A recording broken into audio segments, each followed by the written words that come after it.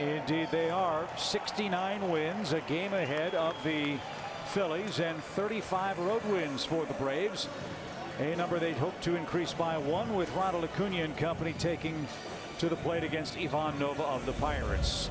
Atlanta last night pushed across 1 run on 10 hits. The good news is 1 was enough. The bad news is they had a lot of opportunities, Joe, to blow the game open. If you get those opportunities with this Toyota starting 9, which is the same as last night against Nova, you'd better not let those slip through your fingers, because this guy's been very good in a Pittsburgh uniform, and as we showed the fans a moment ago, he's pitched well his last couple of times out. His last couple have been very good, but he's been spot on against the Braves in his career. 3 starts, he hasn't lost any of them, and he's had an outstanding ERA, just a couple of walks against 11 strikeouts. 92 to 95 with his fastball, good hard sink, curveball and changeup.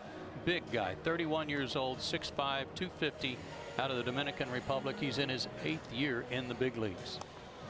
And after about 45-minute rain delay, we have a much more optimistic Checkers weather forecast. It's 76 degrees, partly cloudy, plenty of blue skies overhead. It is still humid tonight, but we are expected to get innings 1 through 9 complete without any further interruption, which is always good news this time of year. Pittsburgh has had all kinds of troubles scoring runs. They have had very little trouble with their pitching staff. They have been really good. They've allowed exactly 1 run in each of their last 5 games, but amazingly they have lost 3 of those 5 games because offensively the Pirates have had trouble scoring runs, obviously.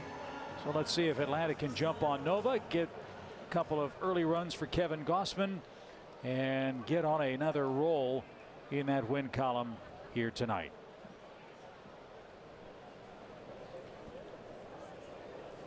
Ronald Acuna 1 for 5 last night. He sits safely in 12 of 13 games. That hit was a 5th inning double, a leadoff 2-bagger. And the first pitch is down and in. We are underway. Ben May has the plate for game 2.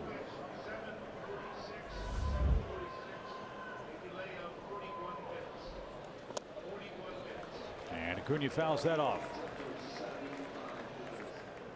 75 degrees officially. The first pitch temperature tonight.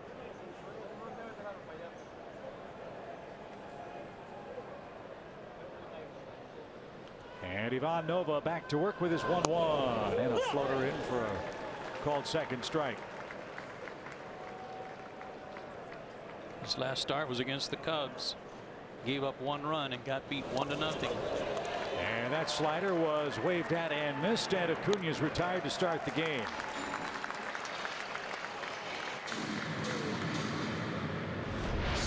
He had no walks and 3 strikeouts in that game. Was a good heartbreaker. 3 strikeouts in that loss. Worked 6 2/3 innings. Nova, I guess you could say, is kind of a case study for what the Braves are hoping will happen with Kevin Gausman.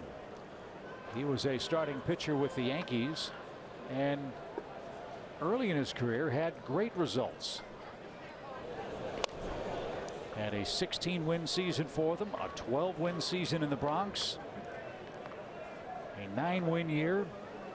Then the last couple in New York, injury plagued and high ERAs and a lot of losses. Bunt try. Cervelli pounces on that. Stretch by Bell, 2 out. He's now come to Pittsburgh, where he's 22 and 23 on the year. In his career. In his career for the Pirates, I beg your pardon, over the last 2.5 seasons. But much better ERA, more innings, and a veteran presence in the middle of this rather young Pittsburgh rotation. He now tangles with Freddie Freeman, the league's leading hitter. And he jumps on the first one and hammers it toward Dickerson in left. And it's a very easy inning for Nova. 3 up and 3 down. He does that on just 7 pitches.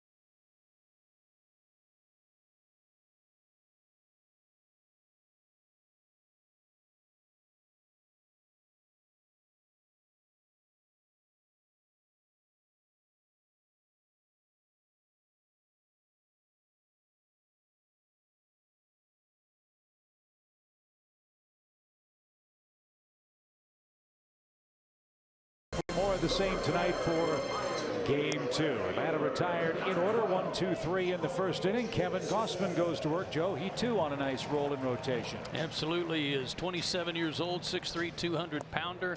His numbers with the Braves in 3 starts, very good. And he's 2-0 in his last 2 starts, both at SunTrust Park. His 4 keys to pitching success tonight. Number 1, leadoff guys. In his last start, 3 of the first 4 innings, the leadoff man got on board, and the 2 runs he allowed came from those leadoff men and his splitter. Hopefully that is working tonight. Get some ground balls, because the Braves defense is now tied for 5th in double plays with 113 turned on the year. Use your defense. Hopefully some ground balls will help. A couple of big ones last night for the Atlanta defensive corps. Same batting order for the Pittsburgh Pirates in Game 2. That's presented by Clint Hurdle and Toyota. Corey Dickerson will lead off. He's got 7 hits in his last 13 tries. Went 1 for 4 last night and hit into one of those double dips. And the first one fouled back to the screen, and Steve Reich won. 11 homers, 46 knocked in for Dickerson. He's hitting over 300 out of the leadoff spot for Pittsburgh, and 308 overall.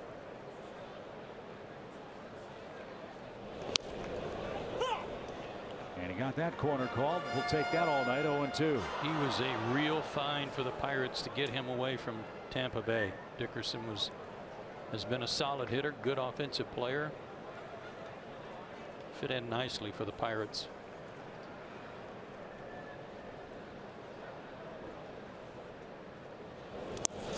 That one bounced up there, and Dickerson will face a 1-2 pitch. One thing about Gausman we've noticed after his first start, he has gone exclusively to the stretch. He does not pitch out of the windup at all. At least he hasn't the last couple of games, and starts there in his 4th start for the Braves tonight.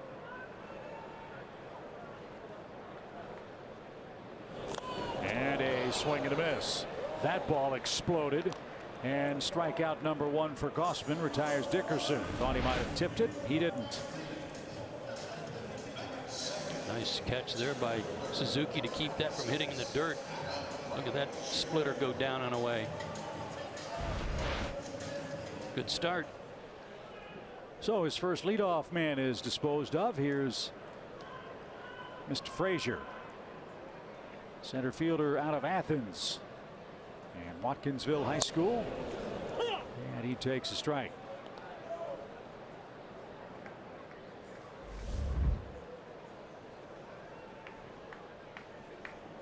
Five homers, 18 knocked in for Frazier. And right now Kevin is a strike throwing fool. It's 0-2. Good strikes too, and good spots.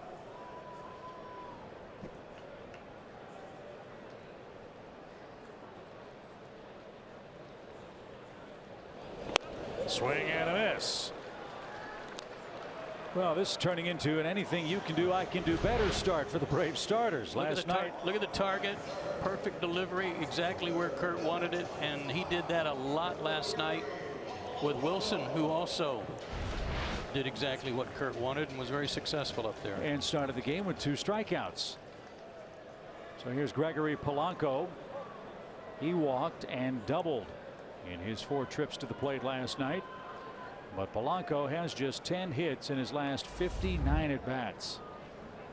That's a 160 average over the last 16 games. This one's hit a mile high toward right center. Ender, though, is going to have room shy of the track. And Gausman has an 8-pitch first inning. So the duel is on between these 2 former AL Eastern rivals. We go to the second scoreless.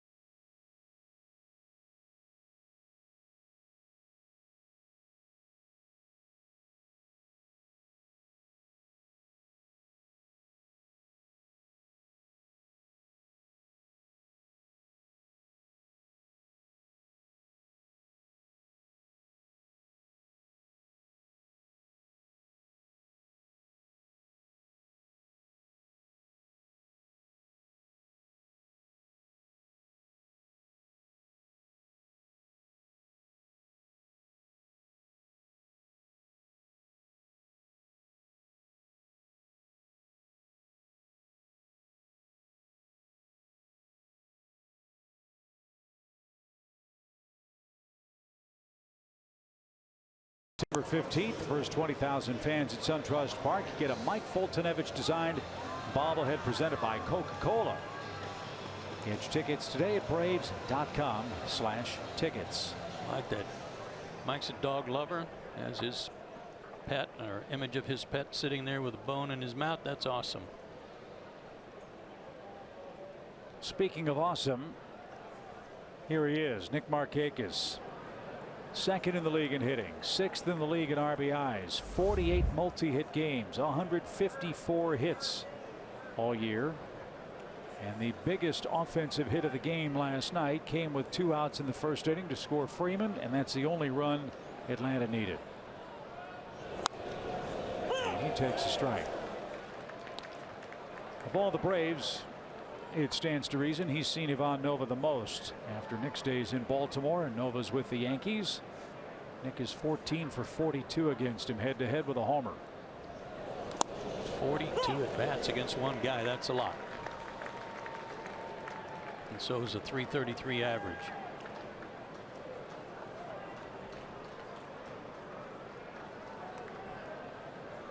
No balls, 2 strikes.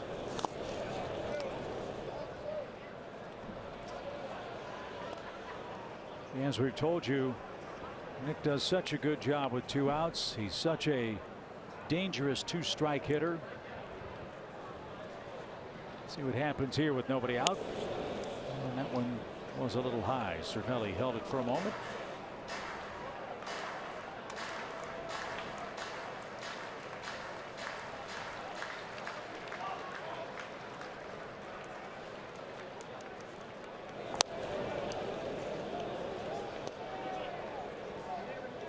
So a full count.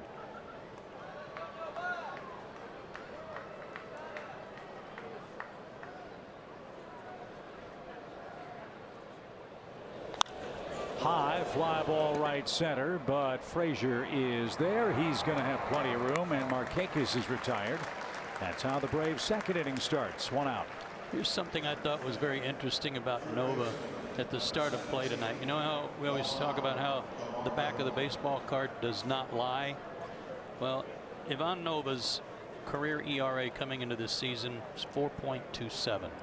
Winning record 76 and 62. 4.27. His ERA right now coming into the game 4.26. Well, he's slowly improving. He is the guy. A little ground ball by Camargo. Bell at first will have an easy play and 2 quick outs. Nova set down 5 straight. Again, he has been the Braves' kryptonite when they have played Pittsburgh. 3-0 and a 1.69 ERA. And that'll bring up Ozzie. Ozzie's 0 for his last 11.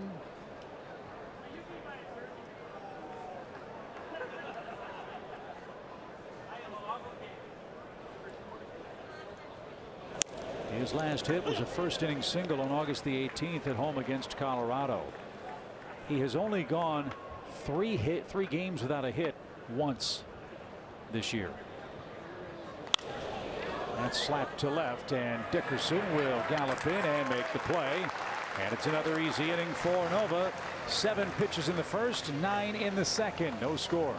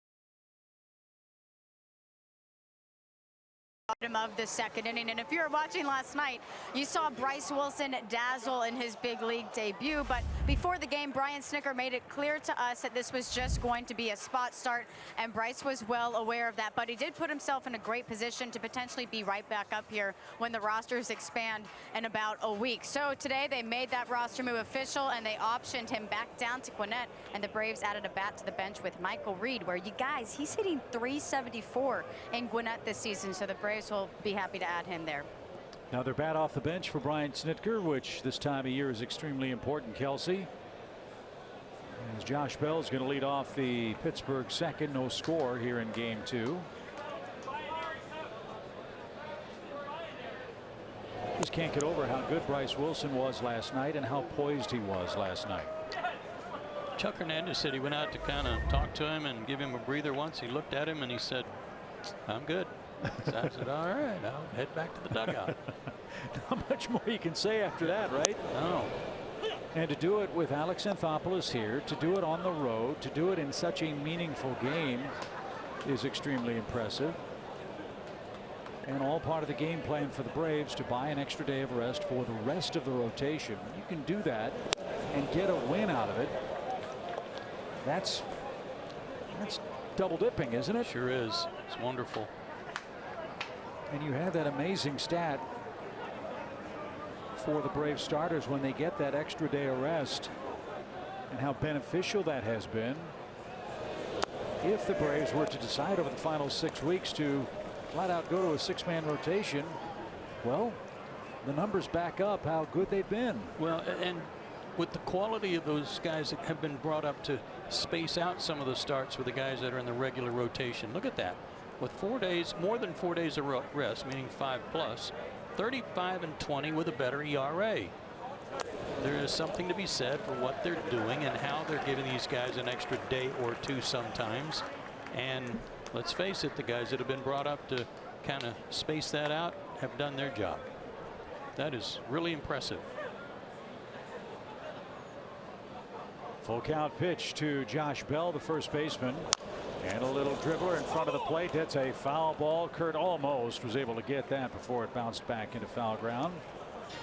Good try. Still a full count. Like a cat back there.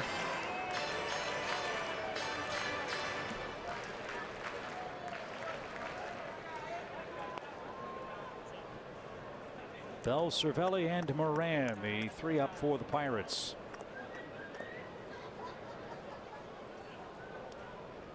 Well, a switch hitting first baseman who showed a lot of power last year. This year only 8 homers. The pitch. That one's hammered into right field, a base hit. So that's the first hit for either club in tonight's game. A leadoff single for Bell. Only his 4th hit in his last 21 at bats. Tried to go upstairs again, but didn't get it high enough. No stride, just a little spin on that front foot to put it down. And I'm sure no one's more disappointed in his numbers this year than Josh Bell, especially when he had such high hopes after last season. So here's Cervelli. He's a double play candidate. And that missed ball 1. 11 homers, 48 knocked in for the Pittsburgh catcher, Francisco Cervelli. He's hitting to 5 of Pittsburgh's 92 double plays.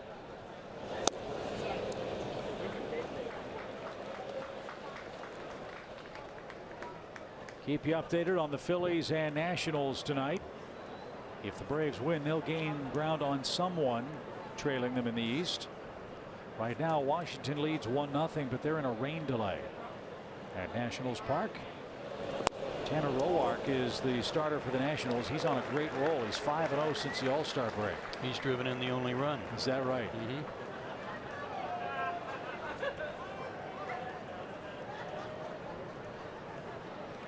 Need a strike here. If they turn Cervelli loose, 3-0.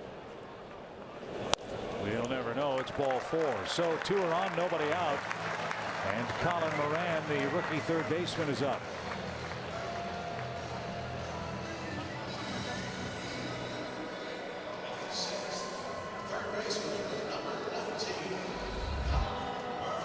Moran got a couple of at-bats last night, then gave way to David Freese after the 6th inning.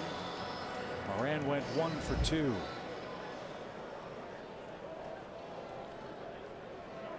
And is hitting .270 for the year. Braves still put on a big shift for Moran to the right side. Dansby will have to handle any double play field or toss to second base, no matter which direction it comes from.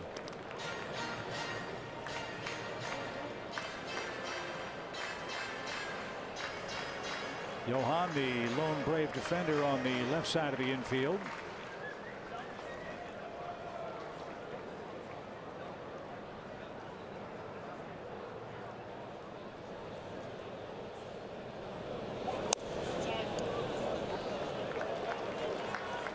Ball 2.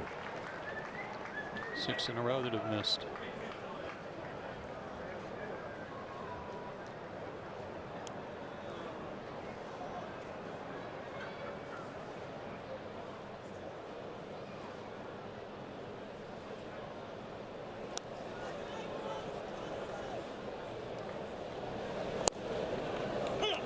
That one floated in. 2 balls and a strike. What a great pitch. That's a veteran pitch right there. Thrown 6 straight balls. Hitters count 2-0, and you throw an 81-mile-an-hour changeup for a called strike.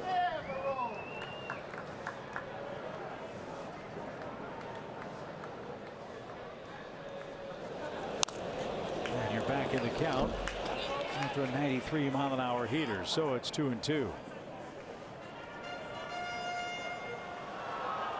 Kevin's last start came against the Marlins. 2 runs, 4 hits, 98 pitches in 6 innings. His start before that was a masterpiece at home. A bit more of a struggle against Miami. The 2-2 is bounced to the right side. Ozzie will spin and fire to second for 1. The throw to first is going to be late. 2 long throws took too long. And Moran beats the Rapid first. The Braves force the catcher. And Adeiny Echeverria is the batter with runners at the corners and 1 out. It's okay, Ozzie, by making this play, and it was a good one, to go to second base. There's still a double play in order, even though they weren't able to turn it. No chance at all for Swanson after those long throws. Now, you were talking about Gausman's last outing maybe not being as good as the one against Miami. But as we said then, he still won without his best stuff. He really battled. No doubt.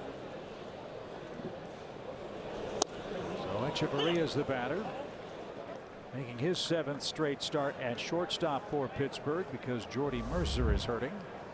Josh Harrison's banged up. Starling Marte was benched last night, got in the game late. Marte not in tonight's lineup either. A 1 count. Double play ball right to Dansby. Shovel to second 1 and to first 2. Gausman got the double play, and he's out of a 2nd inning jam with no score. Suzuki, Swanson, and Kevin are coming up. Zip zip after 2.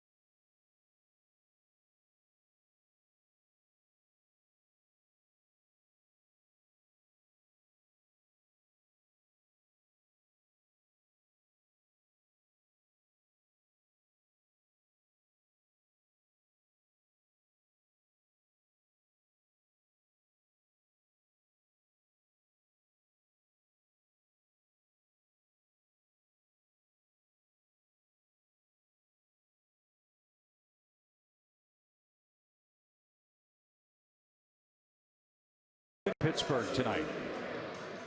Visit Synovus for your banking, lending, and investing needs. Synovus, the bank of here. With Joe Simpson, Kelsey Wingert, and our great Fox Sports crew from PNC Park. Kurt Suzuki will lead off for the Braves. Dansby Swanson and Kevin Gausman to follow. Ivan Nova has set down the first 6 Braves in order so far in Game 2. Talk about a guy that was snake bit last night. Kurt did have a double, a ground rule double that he hit hard. He hit 2 other balls really hard. He had nothing to show for it. One was a line shot off the pitcher that he took in the back and then recovered and threw him out. But he's been hitting in some tough luck lately.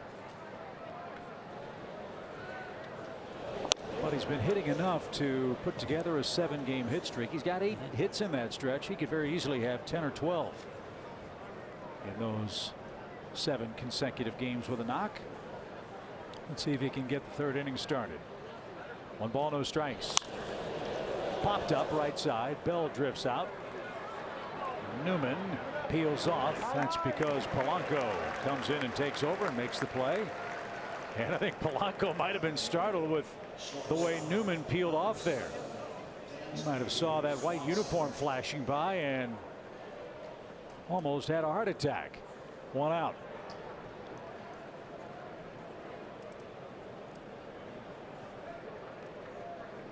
Talked a lot in Atlanta with the Rockies in town, and even last night about how the bottom of the order is feeding the top. Well, Dansby Swanson's gotten hot at the plate. He carries a 6-game hitting streak into action. Talking to him before the game, he said in so many words, I feel like I'm getting there. You know, it's getting closer.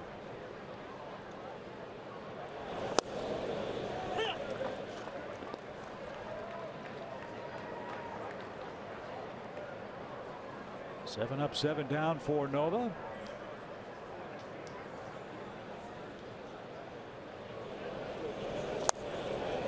Good change. Beauty.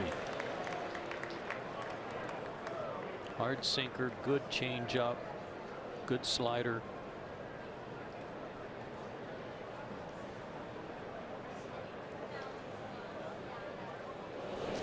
And a swing and a miss. That ball was in the left-hand batter's box, and Dansby will be struck out. That's the 2nd strikeout for Nova. He's retired the first 8 in order. It's kind of a slurve. That was more like a breaking ball, like a curve ball, not so much a slider.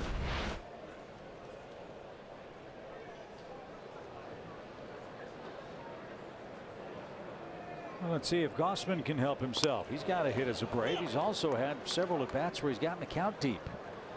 That hasn't happened much with Nova tonight. Nick Markakis, I think, went to a full count. Everything else has been 3 pitches or maybe even 2 or less. He's working at warp speed.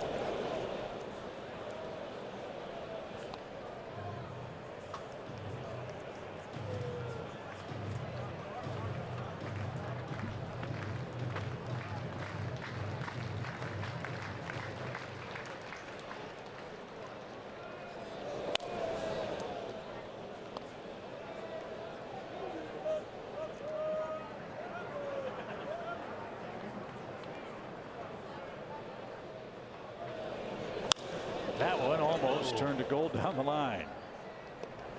It'll bounce around and be recovered by Dickerson. 1 ball, 2 strikes. They really bring everybody in on the pitchers. And if you're the off fielder, in this case the left fielder, even for the other hitters, they're playing shallow.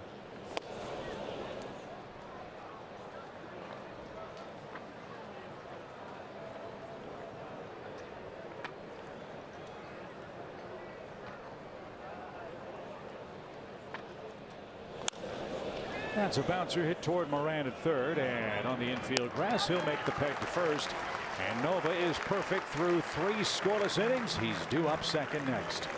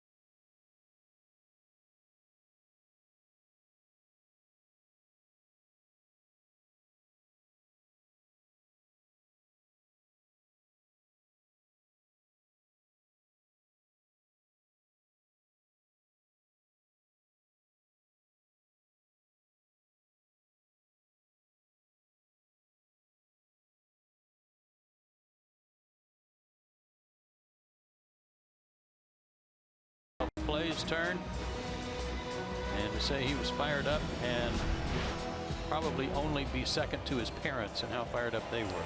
You know how thick the baseball encyclopedia is, right? And you've seen how small the print is in the baseball encyclopedia. Think of the number of men who have pitched in a major league game, and nobody in the history of the game has done what Wilson did last night at his age. Really impressive. And a lot of fun to watch. I'm just taken with how poised these guys are that have come up. Soroka, Allard, Toussaint, and now Wilson. They don't have any. They don't show any nerves. They feel like, you know, they're where they're supposed to be. And I loved hearing what Alex Anthopoulos said. He has such great faith in the Braves coaching staff in the minor leagues, the scouting department, the draft and development people, that he is very, very happy to follow their advice and bring up who they say is ready to make that next step. What a compliment that was. Yeah, it is. It's great. Really good people throughout the system. Kevin Newman gets another start at second base for Pittsburgh. Debuted last night. Terrific numbers at AAA. Hit over 300 in 109 games. And he takes a strike. He's getting playing time because Josh Harrison's banged up. Number 1 pick out of Arizona, Scott Kingery's roommate. Down in Tucson. The 0-1 pitch. He was cut on a missed. Yeah, we talked earlier today about how, you know, coming to Pittsburgh, we knew that McCutchen wouldn't be here. We knew Garrett Cole wouldn't be here. But their lineup, no Mercer, no Harrison, no Freese in there tonight, no Marte in there tonight. Completely different look. Swing and a miss. Newman is down on strikes. Third of those for Kevin Gossman, and Nova's coming up.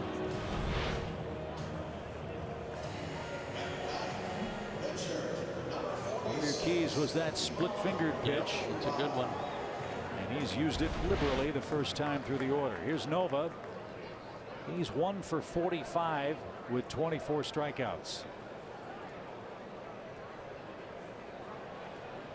But he's 6'5", 250 with a piece of wood in his hand, and you never know.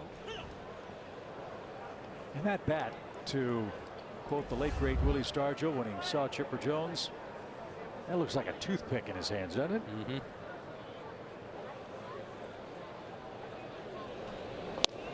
Right there, another strike. It's 0-2.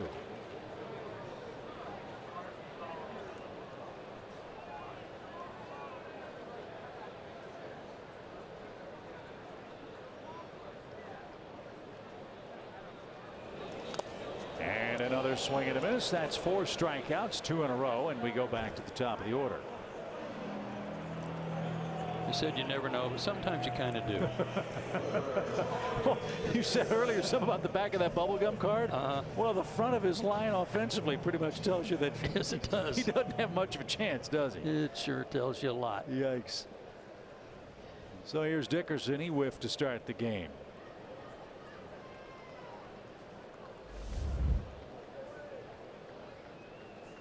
Pittsburgh is a 500 club. 63 and 63. They're on the fringes of the wild card race. The problem for them is they've got to pass the Dodgers, Cardinals, Phillies, and at least the Rockies if they're to climb into a wild card. And 9.5 games behind Chicago. And 6.5 games behind Milwaukee. That's going to be real tough this late. Awfully tough. 1-0 pitch. Just missed, even count.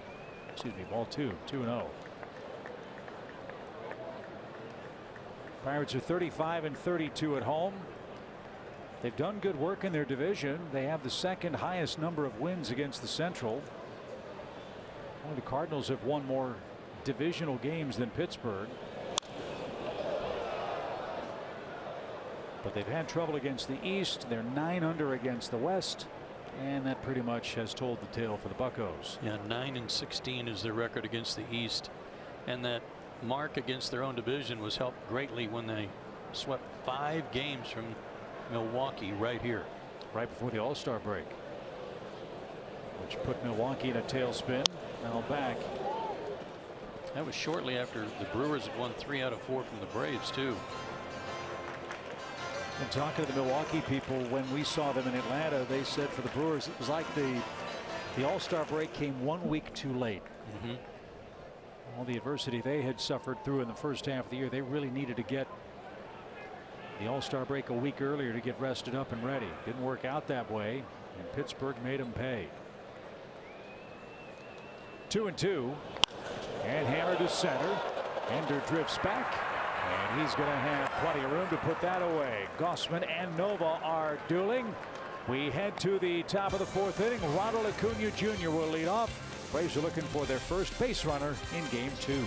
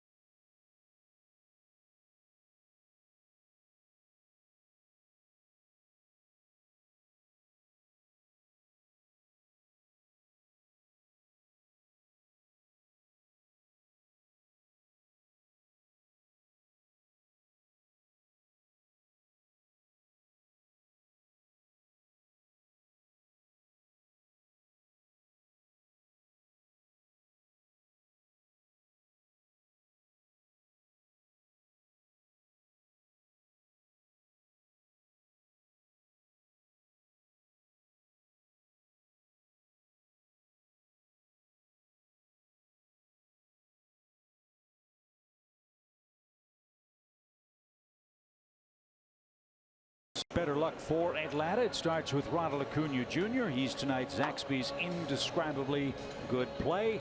Named the National League's Player of the Week yesterday. Yeah, and part of that good work for the Player of the Week honor came during these last 14 games, hitting over 400. Great on base percentage. Be nice to improve on that right here to start the inning.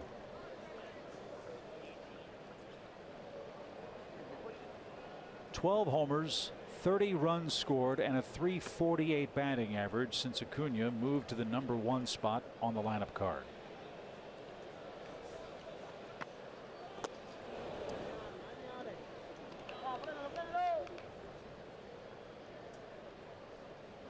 He struck out his first time. And Nova buggy whips a fastball right there to even the count.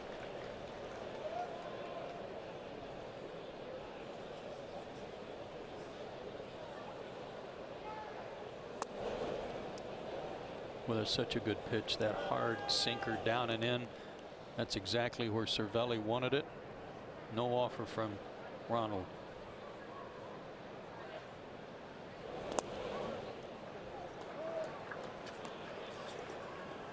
So 3 balls and a strike. He's not allowed a base runner. Let's see what he chooses to go to here. 3-1 if he'll just stick with a fastball. He did, and it's popped up. And Polanco in shallow right will have room. Nova catches a break. He set down the first 10 straight, and that's the first out of the 4th.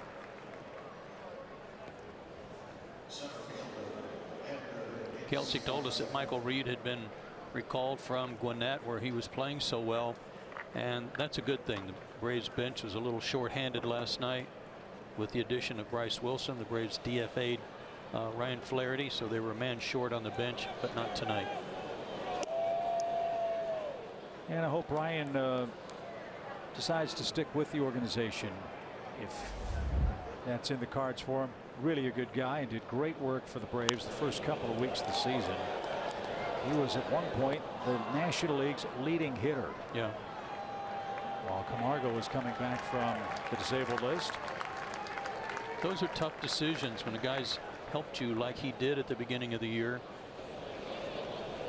But the way Camargo was playing, Ozzie was playing, the emergence of Charlie Culberson, unfortunately Ryan's at bats became few and far between, and boy, it's hard to be consistent when that happens. The thing that impressed me the most about that situation was how prepared he was to play, even though he seldom played. Yeah. A real pro's pro and a good guy. 2-2 pitch. That's hammered into center field, and there's your first hit. Ender is aboard with 1 out.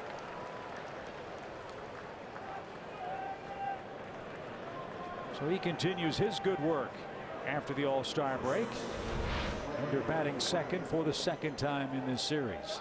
That's 4 straight games for him, and he's doing a real good job of getting that top hand involved in his swing. Snapping the barrel of the bat through there. Good matchup here again with Cervelli, who threw out 2 guys trying to steal last night. He's gone down 18 on the year. And that one stroked by Freddie on the first pitch into center field. Frazier plays out on a short hop. And Freddie Freeman has his 155th hit. And all of a sudden the Braves have a threat. 2 on, 1 out after Nova retired the first 10 in a row. That line shot handcuffed Frazier out there.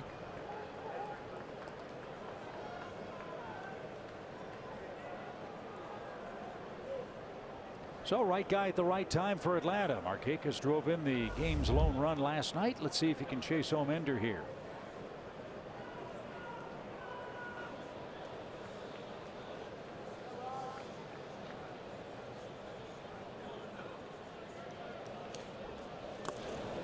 And skips up there. 1 ball, no strikes.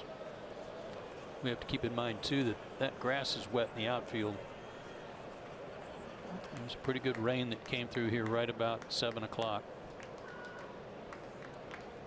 41-minute rain delay, I believe, was the official time. Right. And he started right at 7:45. The pitch floats outside, ball 2. Gentle breeze blowing. Last night it was blowing in toward us. Tonight it's blowing right out toward the left field foul pole.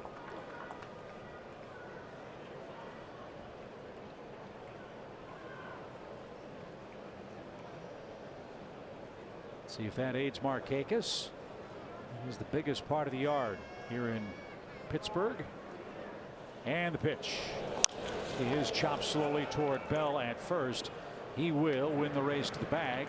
Runners move up 90 feet, but that's the second out, and Camargo's coming up.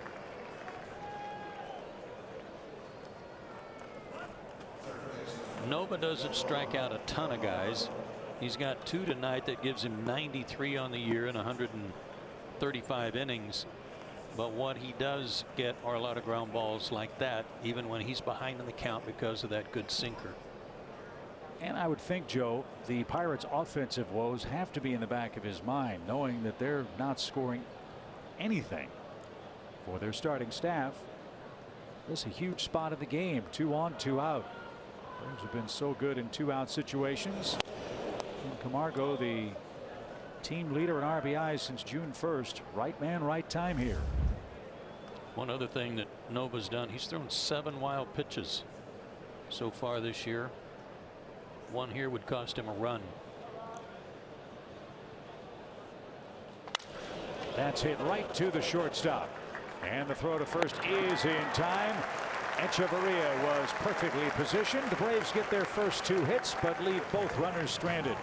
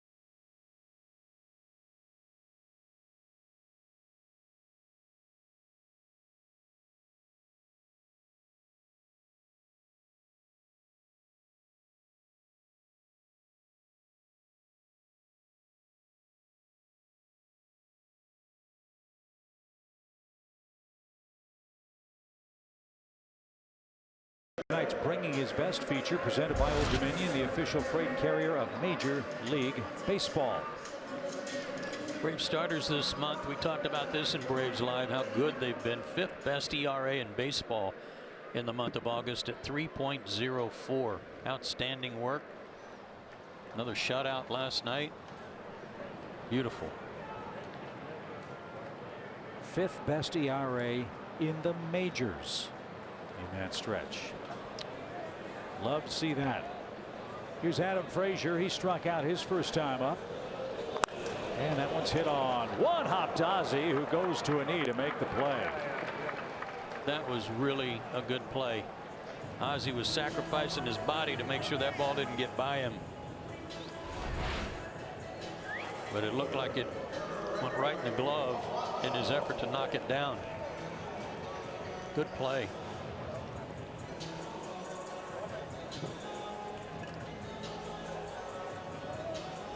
I don't know if we give him enough credit defensively. The Braves infield defense has been so good all year long. He's been terrific.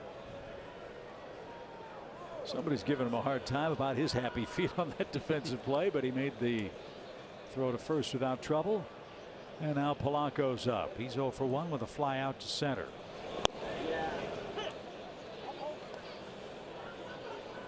Alex Anthopoulos talking about that very thing with us before the game started, about the importance of defense and the weight they put on defense, talking about Ender's throw last night, how crucial it was. I mean, all of those plays, all of these games that have been so nip and tuck and close and, shall we say, agonizingly exciting. This is great experience for where the Braves hope to go at the end of regular season play.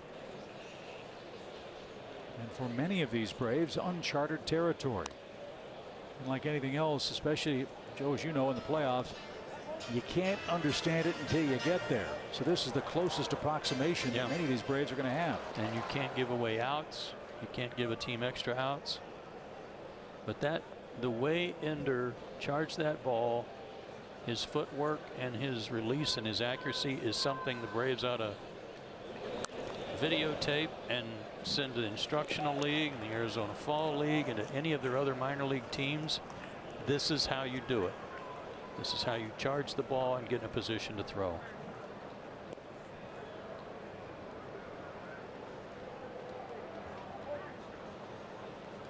He wears a gold glove for a reason, and last night's play showed you why. The 1-2 pitch is lifted toward Markakis in right. That's a can of corn for Nick, and 2 are out. Take a look at this again as he charges this ball, and watch how he doesn't kill his momentum. He keeps it coming forward with that hop right there.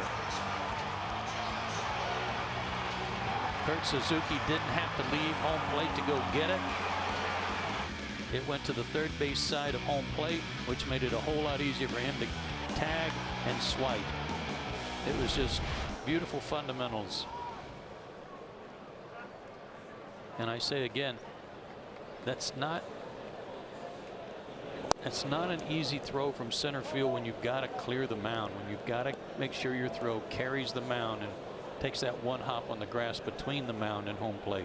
You mentioned his momentum coming forward. You mentioned his ability to get to the baseball and handle it cleanly. How much of that throw was footwork related? Because I know that's something you've talked about an awful lot in this day and age of outfield play. It's an amazing part. Now Ender already has a good arm. We know that. But if you step incorrectly, you kill your momentum. He didn't. He stepped forward with his crow hop that kept all of his momentum going forward to the plate. Ozzie dives, scrambles, fires, and he got him. What a play. 2 excellent plays by Ozzie in the 4th inning. And Bell, in disbelief, is rung up, if you'll pardon the pun. That ends the Pirates' 4th. A spectacular dive to his right, and a quick feed of Albies gets Gossman out of the inning.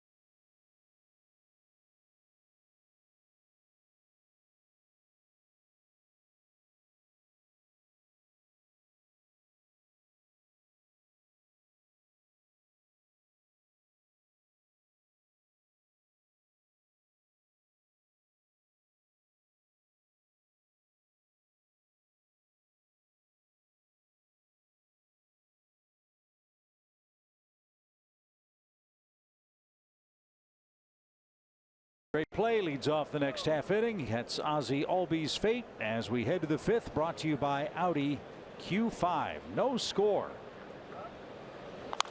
And a roller toward Bell at first on the very first pitch. That was a great play by Ozzie, just to glove it. But I was amazed at how fast he got to his feet and had to get rid of the throw. Great play. That was a rare first pitch strike from Nova. That's just 7 out of 15 for him on first pitch strikes. But he's only allowed 2 hits. Those are the only Braves base runners. He's been in complete command, as he has been so often against Atlanta in his career. But he can't win 0-0. Kevin Gausman's been just as effective. He's only given up 1 hit and 1 walk. So both clubs with just 2 base runners so far through 4 innings in game 2. There's a shot into center field. Frazier to his right cuts it off, and Kurt Suzuki extends his hitting streak to 8 games. Third Atlanta single of the game. Kurt's got that lead pipe working. Everything he hits sounds like it just rings.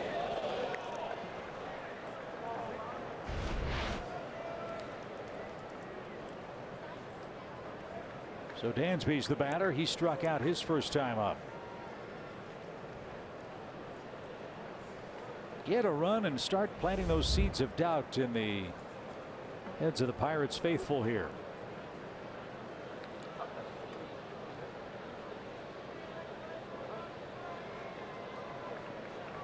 Swing and a shot deep toward left. Did he get enough? Yes, he did. 2-run homer. Dansby Swanson, and the Braves strike first.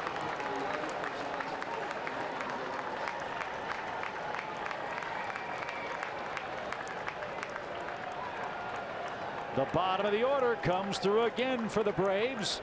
Swanson's 11th home run. He said it's getting close. That looked like a sinker down and in. It was 91 miles an hour.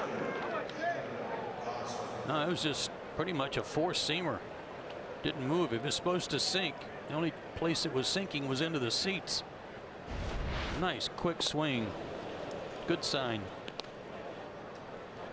So the Braves have given Gausman a 2-0 lead on a 374-foot home run from Dansby Swanson. And the first man to pat him on the back, Kevin Seitzer, the Braves hitting coach. Well, they're putting in a lot of time.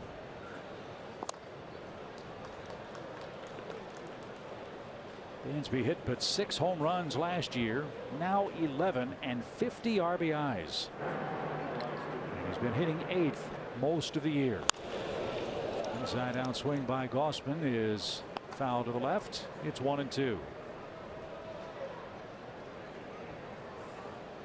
If there's been one blemish for Nova, it has been the home run ball. That's the 22nd home run he's given up this year. So sometimes that sinker doesn't sink enough. And that short porch down the line in left and the short porch here in right, that can cause you some troubles here on your home mound.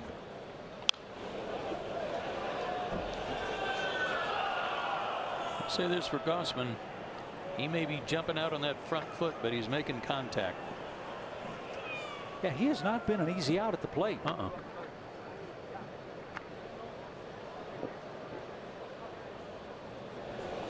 Not bad for a guy who joked when he came over from Baltimore. Yeah, there's some things about the National League game I don't get. You know, like that double switch thing. Still haven't figured that out.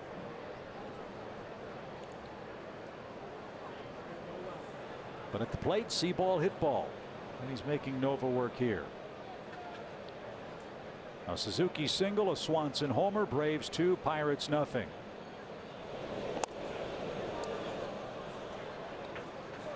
And because of those good swings, look how carefully Nova's pitching him all of a sudden.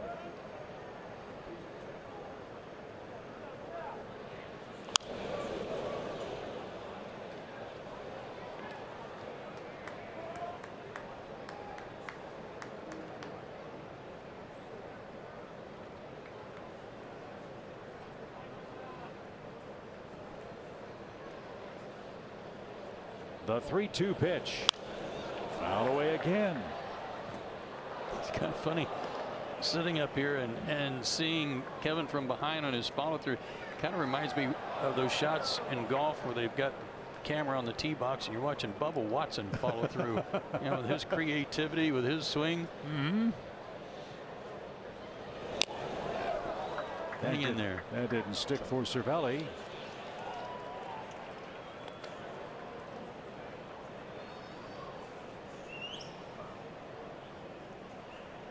Gossman's going to see a 12th pitch.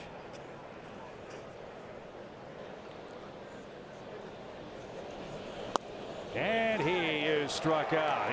He thought he earned ball 4. Yeah. But Nova got the call. Kevin will want that when he's on the mound.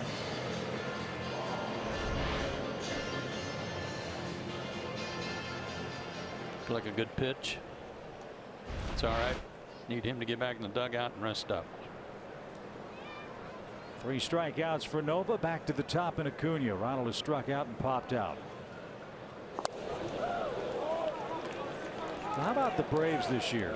Remember, you and I were talking in spring training about the makeup of the club, and one of our questions was, where was the power going to come from? Braves have now hit 139 home runs. They've actually out-homered their opponents this year. And it's been up and down this lineup. Acuna, Freeman, Markakis, Camargo, Albies. Now Swanson, as that's a gorgeous play by Echeverria to retire Ronald and the Braves in the 5th inning. But the Braves are flexing their home run hitting muscles of late. Another one from Dansby. Swanson extends his hitting streak to 7 games, and he's given Kevin Gossman a 2-0 lead midway through in Pittsburgh.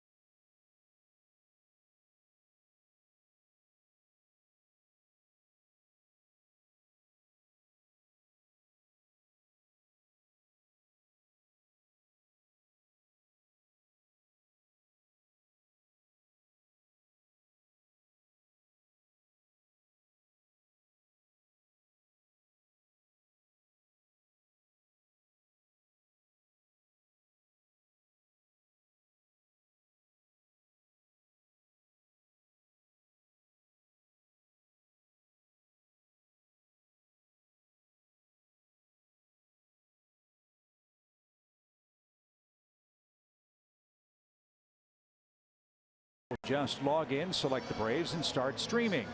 Follow your Braves wherever you go with Fox Sports Go, presented by your Atlanta Hyundai dealers. Dansby with the game-defining blow so far tonight, a 2-run homer off Ivan Nova, and Kevin Gossman leads into the bottom of the 5th inning with Cervelli, Moran, and Echeverria coming up. With that home run, Braves catapult into 7th in home runs in the National League.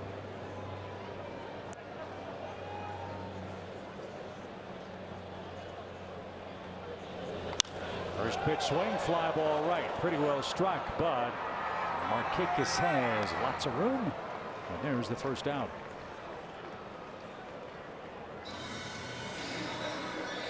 Ball is not out. Gotta love it. Yeah, ball's not carrying all that well tonight. A lot of nitrogen in the air after that rain. That's exactly right. Here's Moran. He reached on a force play his first time up, and then Echeverria hit into a double play.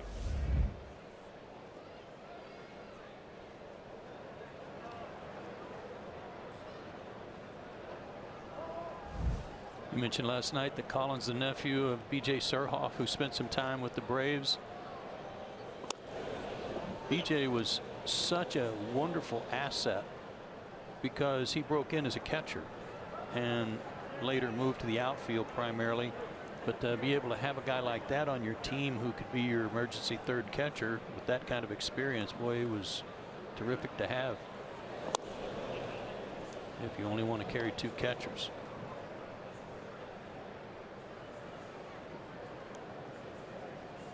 Gausman very efficient, just 49 pitches so far. That's been a hallmark since he's worn a Braves uniform. And he's had all of his pitches working again tonight, other than the second inning when he had a little trouble. But since then, smooth sailing for him. They've had a little luck the last 2 nights with Moran on that changeup. He spoiled one and flipped it in for a base hit last night against the shift, but chased another one there.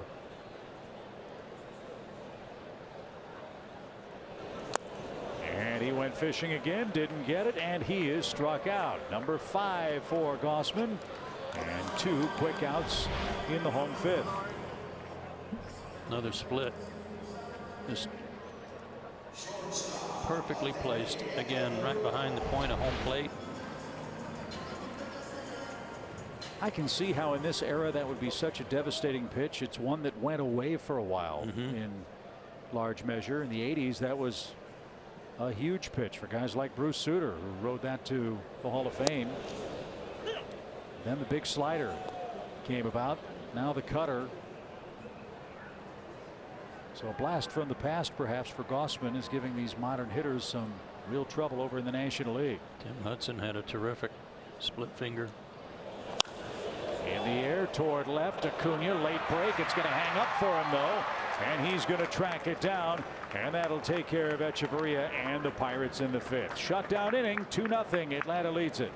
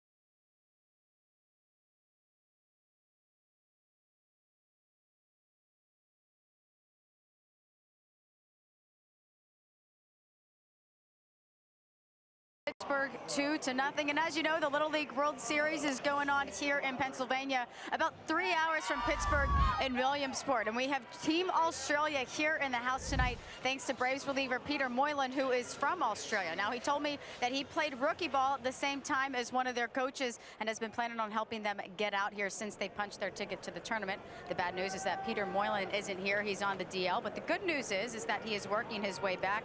He's planning on throwing a bullpen in Atlanta this week, and then he will join Gwinnett on rehab on Friday, guys.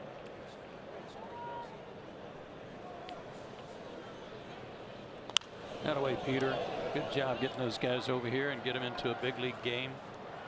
I really felt horrible for the head coach of the Australian team, and I guess their qualifier in Australia. You know, there are rules for everybody must have at least one at bat per game, something along those lines. And in their last game in Australia, I think it was, the last hitter who was going to be in the game was his son, the coach's son, and the game ended without him getting in the game, and the Little League officials banned him from coaching in Williamsport. He had to sit in the stands. No. Yeah, I thought that was kind of sad.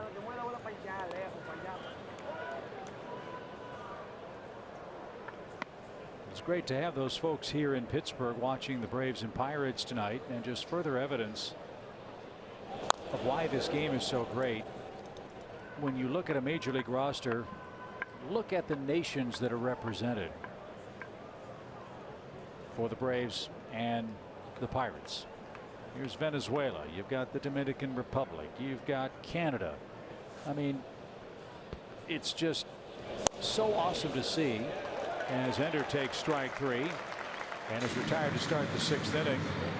I remember a couple of years ago, the Dodgers opened the season in Australia to further internationalize our game. There's talk, I believe, that the Yankees and Red Sox are going to play in London next year, play a series abroad.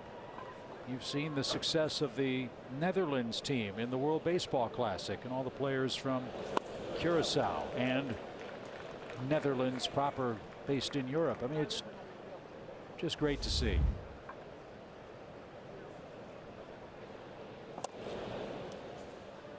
And here's Francisco Cervelli from Venezuela. Italian parents, played for the Italian team in the World Baseball Classic. I mean, it's such a rapidly growing international sport as Freeman pokes one to right, and Polanco is going to track that down, and that's the second out of the inning. Who knows, maybe in our lifetime we'll see baseball expand not just to Canada or to Mexico or Central America, but maybe Europe and the Far East.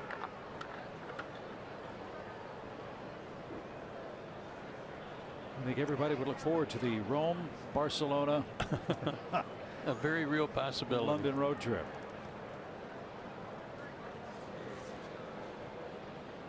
Two quick outs, and Nick Markakis, the batter, he's 0 for 2. And that caught a corner, strike 1. 2-0 Braves, a Dansby Swanson homer in the 5th.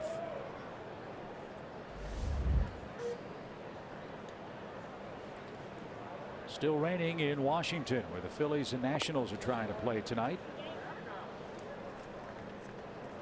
Atlanta leads Philadelphia by a full game in the Eastern race.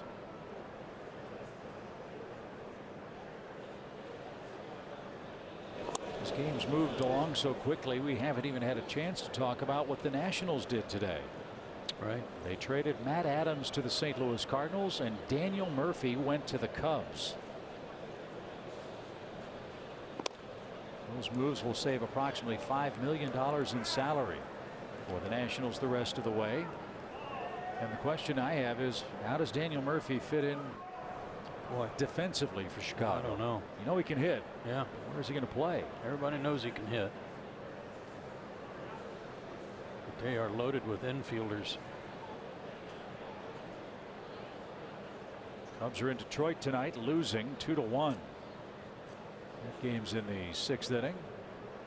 Yeah, and Mark Lerner, one of the owners of the team, the Lerner family, representing their family. To the right side, Newman makes the play. Put out a letter to the fans, trying to explain what they're doing and going forward what they're going to have to do to get better. They've got a lot of questions to answer, and we'll talk about what some of those might be when we come back for the home 6th.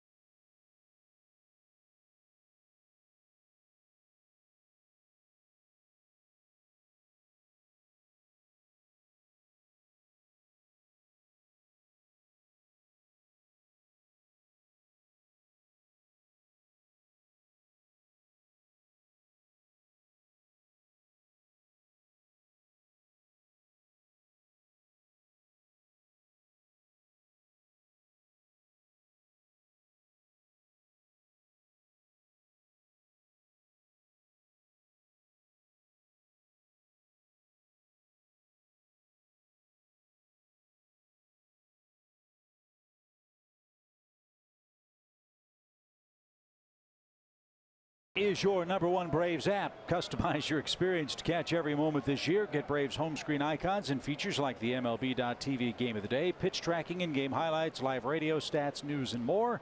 Download MLB at Bat today. 8-9-1 for Pittsburgh in the 6th inning. Braves lead it 2-0 thanks to a Dansby Swanson home run and a strike for Kevin Gausman. Newman struck out in his lone at bat. He's 0 for 4 in the big leagues with a pair of strikeouts.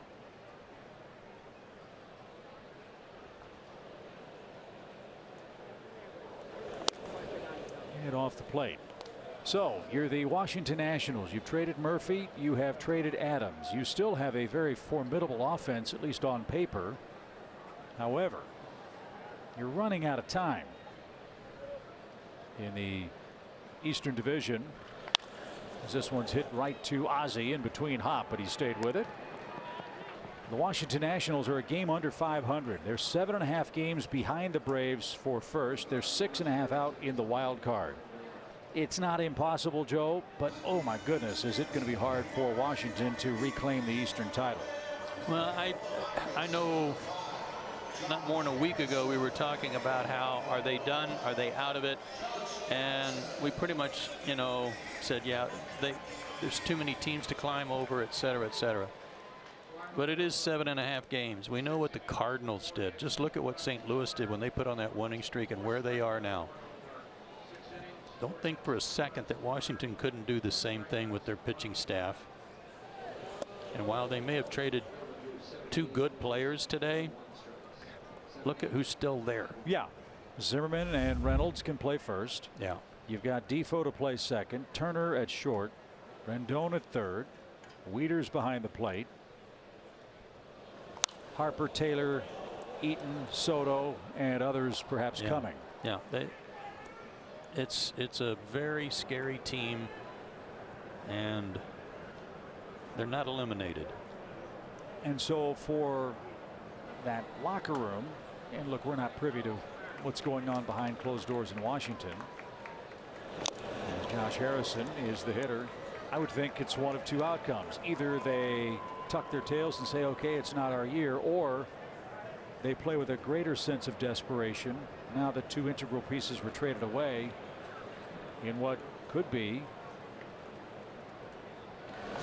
the swan song for Bryce Harper in a Nationals uniform. Remember, he's a free agent at the end of this year. And rumor has it that he was claimed on waivers by the Dodgers, and they were willing to just take on Harper's salary and not give the Nationals any prospects back. So Washington then pulled him back. That means Harper will finish the year in a Washington uniform. And a base hit for Josh Harrison. That's the first Pirates hit since the 2nd inning, and only the 2nd hit of the game. Yeah, they've missed him being in the lineup. I don't know what the offer would have been, whatever kind of deal they were trying to put together for Harper to wind up in Los Angeles. But once you claim a player on revocable waivers, there's only a 48-hour window to consummate a deal to have that player change uniforms. And they couldn't come to an agreement in that 48-hour period, whatever it was. So Washington will play out the string with Harper, see if they can re-sign him if he gets to free agency. So Harrison's aboard with 1 out. Dickerson is 0 for 2 and is the batter. He's got 11 homers. He represents the tying run for the Pirates. And that one is pulled foul at first. Strike 1. Stick around for the middle of the 7th inning. It's the stretch. It's presented by Advance Auto Parts. Division race talk, trade talk, playoff talk will be forthcoming after the Braves bat in the 7th inning tonight.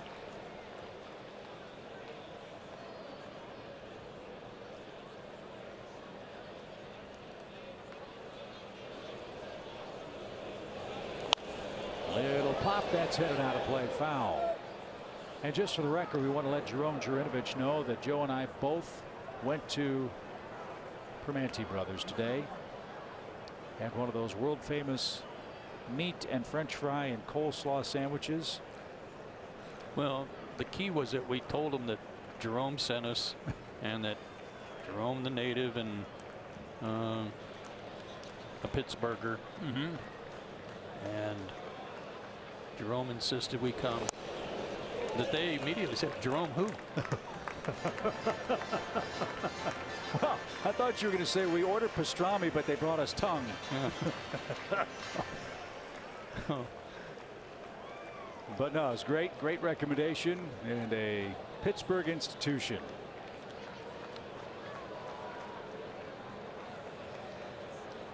One ball, 2 strikes for Dickerson, and he serves this one softly into left field.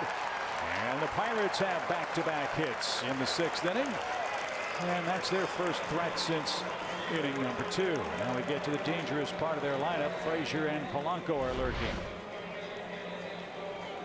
Golly, look how far that pitch was outside. That had to be 6 or 7 inches off the plate. Well, this is where the Pirates have really been scuffling for the last week, and that's getting a hit with a runner in scoring position. And the hit they got last night turned into an out at the plate. That's how bad it's gone for him.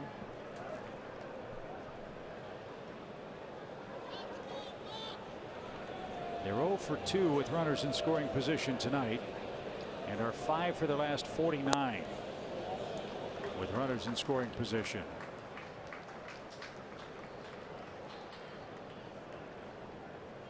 Frazier has an 0 for 2 game, a strikeout and a ground out. Rossman got a double play in the 2nd. He'd love one here in the 6th. Only 1 inning has he allowed a leadoff man to reach. That was the 2nd inning. And then he got the ground ball he needed. Let's see if he can do it again.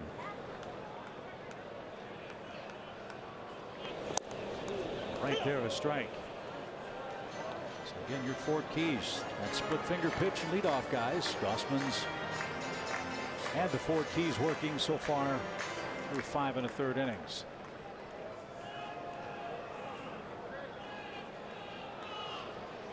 The 1-1 is over the Pirates on deck circle and off the screen. It's 1-2.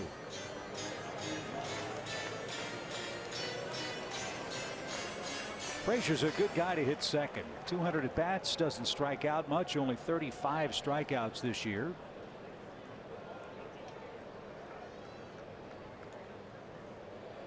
'56 hits, 18 RBIs for him. The pitch. And that's out of play. That's been the calling card for the Pirate offense all year, much like the Braves. They put the ball in play. They don't strike out a lot. Entering this series, the Pirates struck out on average about 7.5 times a game. In this era, that is excellent bat control. Back to the mound. There's one. Collision. Swanson and Albies collide at the bag. Dansby held on to the baseball, stepped on the bag. No, Ozzy's got the baseball. So it's a put out 1-4. Runners are at the corners, and Polanco's coming up. Well, this is something that the pitcher irons out before the hitter comes to the plate. Who's covering? And he'll look at the shortstop or the second baseman, and they will answer him, I'm covering. You never see this happen, but here it did happen. And they may want to know, the Pirates may want to know, if Ozzy ever touched the bag. It looked like he did. Now I think he got it with his right toe. So the call at second was out. Frazier will be at first on the force play. Harrison to third. And you could see Dansby was like a wide receiver cutting across the middle of the football field, calling for the pass. Obviously, Ozzy didn't see that, didn't hear that. And I thought Dansby was the man that caught the baseball. So there's the catch, and you can see his right foot was on the base. Oh boy, Dansby got spiked too, because he's right in the base path. There's the catch, toe on the bag. Yeah.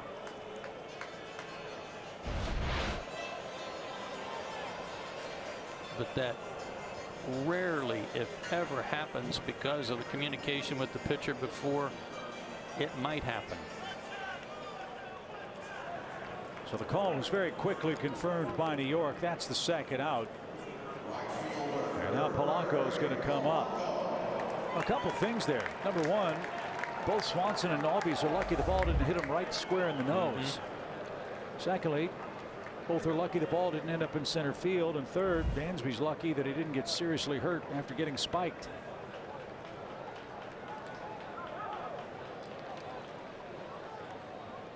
So the Braves still lead by 2. But runners are at the corners for Polanco.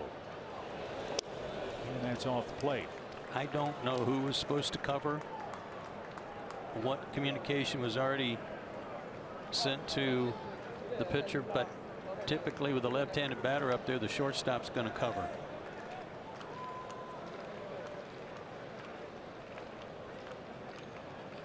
Well, you know who will help iron that out as soon as this inning's over? That's Ron Washington. He's standing on the dugout railing, clipboard in hand, ready to talk to Swanson and Albies as soon as the Braves come up to hit in the 7th. Physical errors happen. They happen all the time.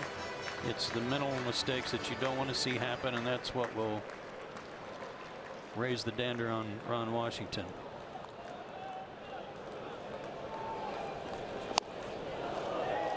Let's see if Gossman can pick up his middle infield here. He's a strike away from getting out of the inning. Polanco is really trying to get something to lift.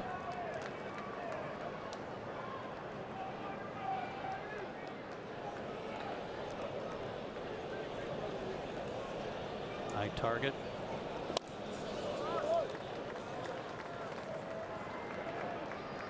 But Gregory wouldn't chase.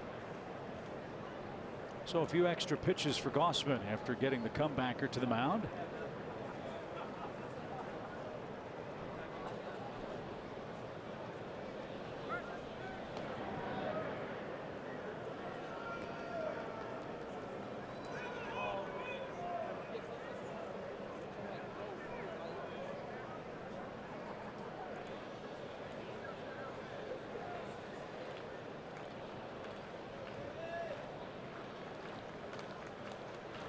The stretch now and the 2-2. He didn't chase that one either. So Frazier will be off to the races from first with a 3-2 count.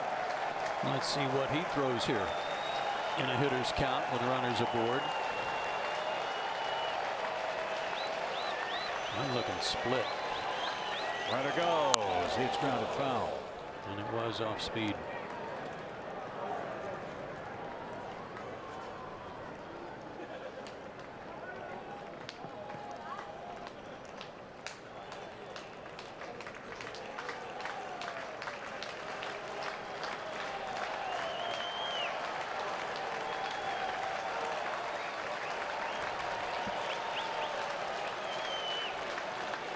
The 3-2 is hammered down the right field line, but he pulled it foul.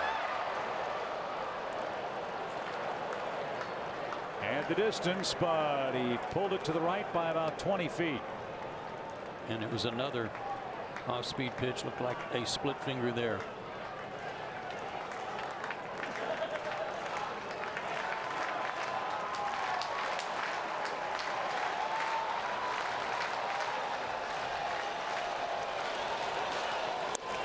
He lost in ball 4. Good at bat by Polanco. He didn't chase 3 pitches. And now Pittsburgh has him loaded with 2 out. That was nowhere near where Kurt Suzuki wanted it. They wanted to go upstairs, but it was still a good pitch. And somehow, some way, Polanco laid off that pitch that was just off the plate.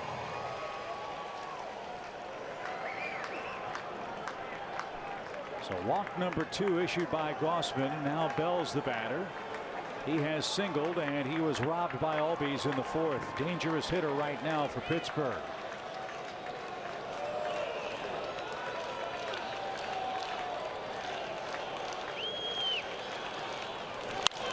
Up the middle, right at the bag, and a race to the pillow is won by Swanson, and that will force Polanco, and Gossman is out of the 6th inning. That was exciting. 2-0 Atlanta. We're off to the 7th.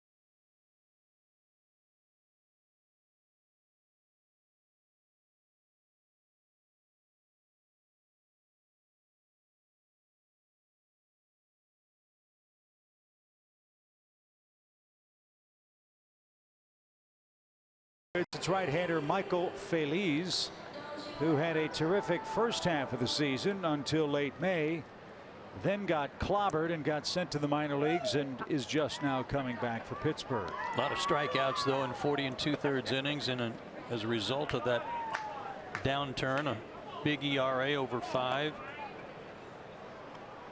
94 to 96 fastball, somewhere in that range. The slider and a changeup.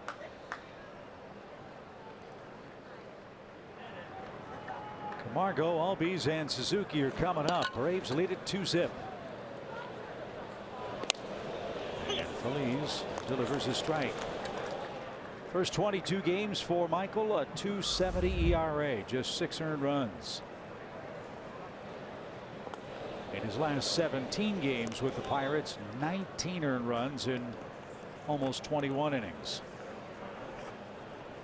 Made 4 appearances at AAA Indianapolis and was recalled August 11th. Between innings, most of the conversation for Ron Washington was with Dansby Swanson, which would lead you to believe he wanted to know why Dansby was in the way. Line to short, and ran at Echeverria, 1 out.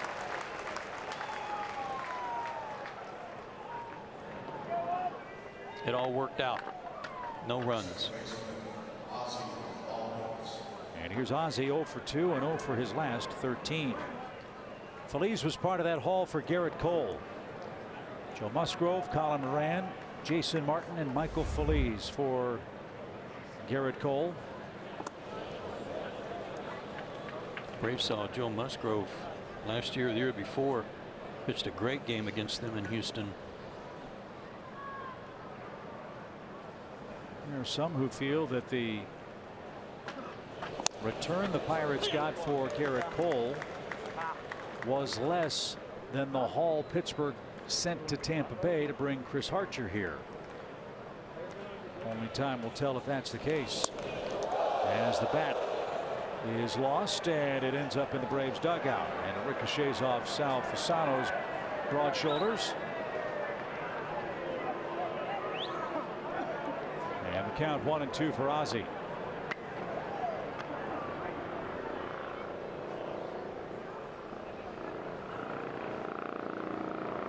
On the big National League scoreboard here, they have removed the Phillies Washington game.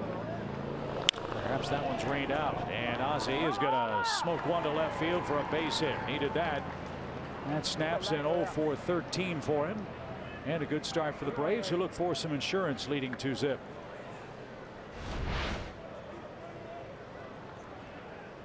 Pitch up and away, went with it. Good swing. Leveled off on it. I was watching him take batting practice today. There was a concerted effort to try to stay on the top half of the ball and hit line drives. So here's the hottest part of the order for the Braves right now: Suzuki and Swanson. Kurt with an 8-game streak, Dansby a 7-game streak.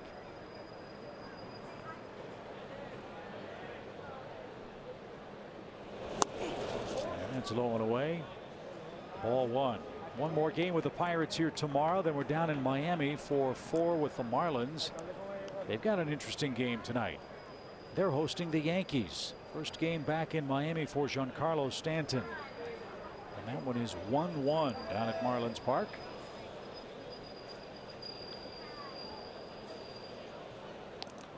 Yankees hoping for a miracle to catch Boston. Cleveland's beating the Red Sox again. It's 5-2 in the 7th at Fenway Park. Colorado's back home, losing to San Diego 3-1. Very important series for the Rockies out west.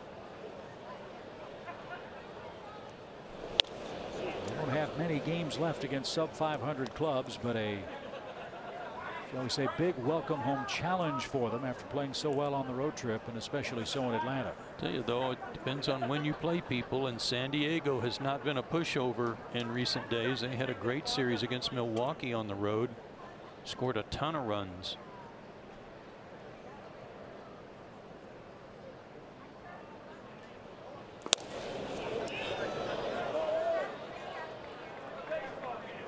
Ball 3. Good take by Suzuki.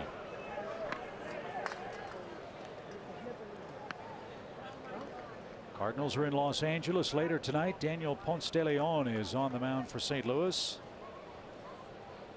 Cardinals got a couple of home runs in the 9th off Kenley Jansen last night to beat Los Angeles. Yeah, I'm glad he's healthy. Me too. I was just going to say, as a fan, it's great that Kenley's back. Matt Carpenter hit one of those home runs. Jed Jerko hit the other one. 3-1 pitch is smoked inside the line and fair. That's headed for the corner. Dickerson will try to cut it off. Ball drops at his feet, and Ozzy's flying around third. He's going to score without a throw. And Kurt Suzuki with a one-out missile adds to the Atlanta lead. It's 3-0 Braves. Mr. Suzuki is locked in, folks. This is one of those swings where you're amazed that the guy hits it that hard, is able to keep it fair. And not only that, but it got all the way to the wall. Good try by Dickerson to try to cut it off and get it in quickly, but he couldn't come up with it cleanly. If it hits that little section of stands that sticks out, then Ozzy would probably have to stop at third. 39 RBIs for Suzuki. He's got a 2-hit game, and now Dansby's the batter. A 2-run homer in the 5th inning off Nova. And now another high fly ball. This one belted deep toward left. Dickerson as far as he can go. It's a 2-homer game for Swanson.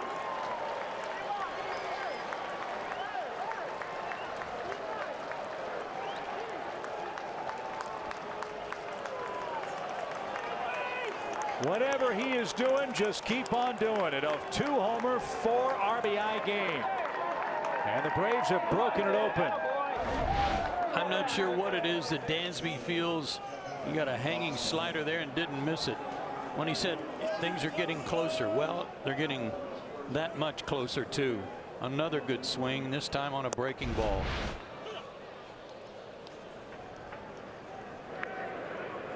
So it's 5-0 Braves, a 391-foot homer.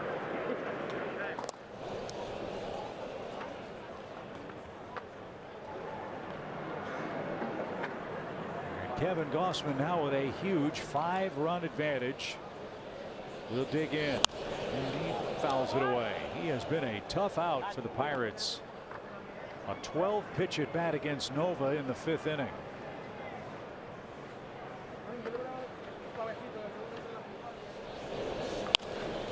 To third, and Moran. Gausman will take it easy as he makes his way down the line. 2 outs. Stay tuned for the middle of the 7th inning. It'll be the stretch presented by Advance Auto Parts. The Braves are going to have a big lead here in game 2. And back to the top of the order, and Ronald Acuna.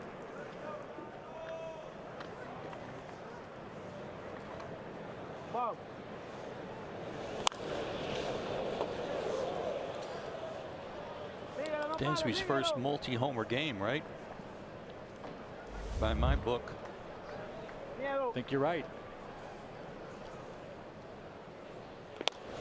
And isn't it funny? He's hit the 2 home runs in one of the toughest parks for a right-hand hitter to go deep. Yeah. First one was more down the line. The second one was almost 400 feet.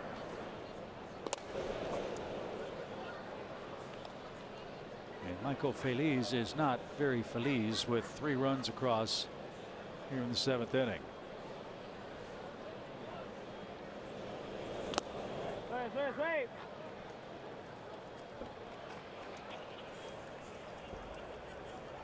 Now they put that Washington game back on the board, but still raining.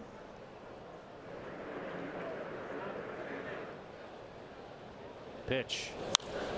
Hammered out of play, right side, and well, foul. So 2 more homers for the Braves tonight, both by Dansby Swanson.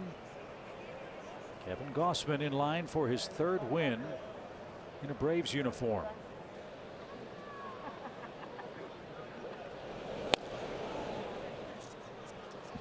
And that's taken high. Acuna will be at first with a 2-out walk.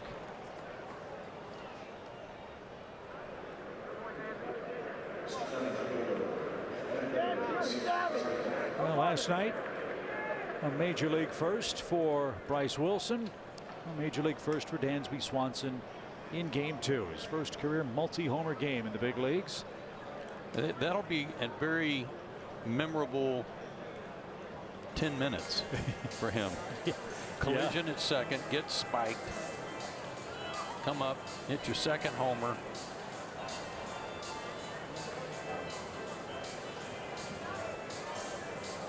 And don't forget the athletic play to outrun Polanco to the second base bag to get the third out in the 6th inning. So another good night for Atlanta on the road, which is what we hoped we'd see. Wondering what the Braves' psyche and mindset would be after the sweep at the hands of the Rockies at home. Well, so far last night and tonight they have answered any questions about their resilience.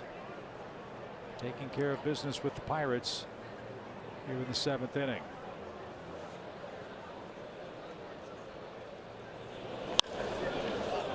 That's cracked out of play left side by Enders. Steal right one. White Sox were hoping for a big night tonight.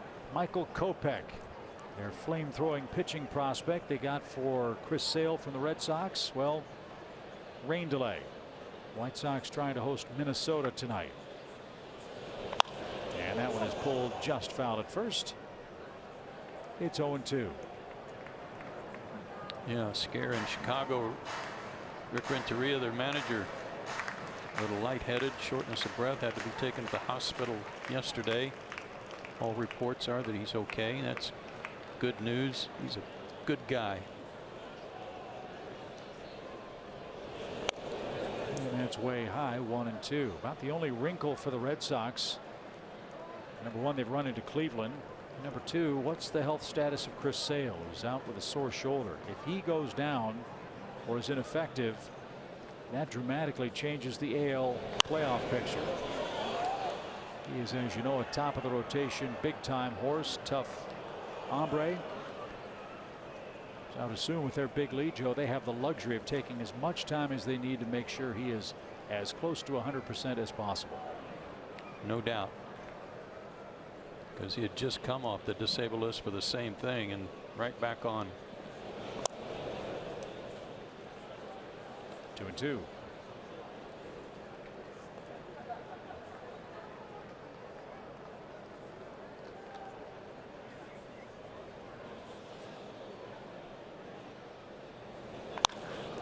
Bell at first has it hit off the heel of his glove, but he has no trouble thereafter.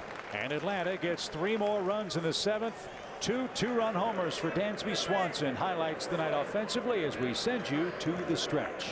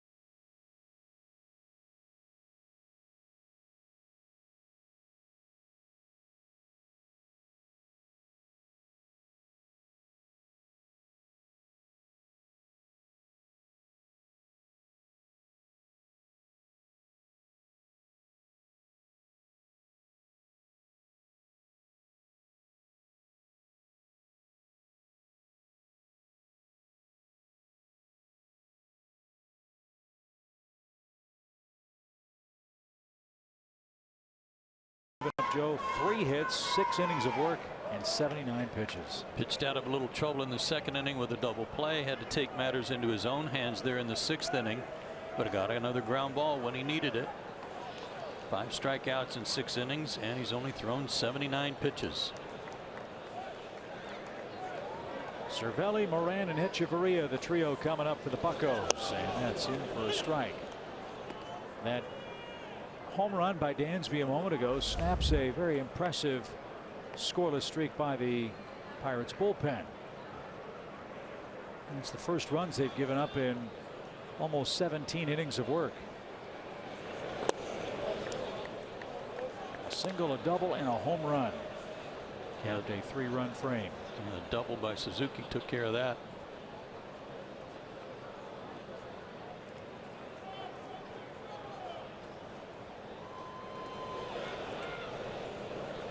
Nice offensive year for Cervelli, who has a career high in homers and RBIs for Pittsburgh.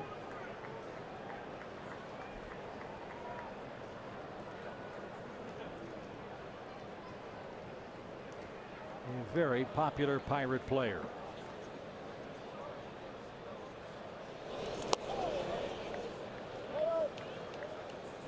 And 2 balls, 2 strikes.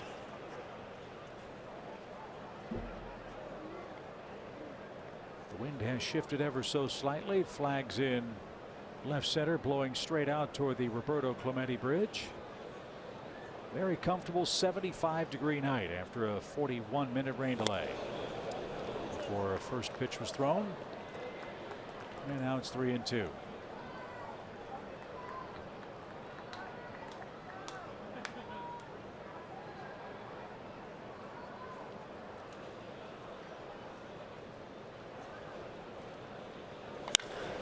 Smack toward left, and Acuna is going to have to play that off the fence. So Cervelli has a leadoff double. That is only the 2nd time a Pirate has led off successfully with a hit. Well, that was a quick swing to turn on that one. 2-seamer running in on him.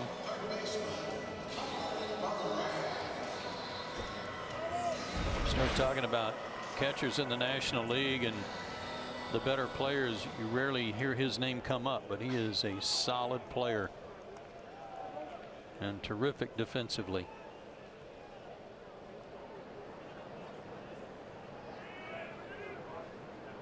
Moran is 0 for 2, including a strikeout last time up.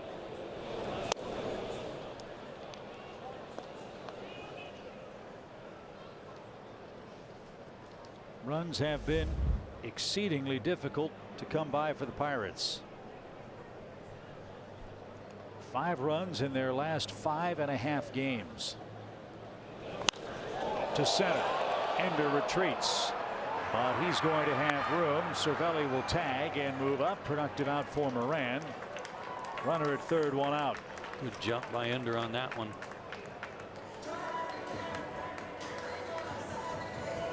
Good lights here in this ballpark. It's real bright down on the infield. Helps the outfielders pick the ball up off the bat.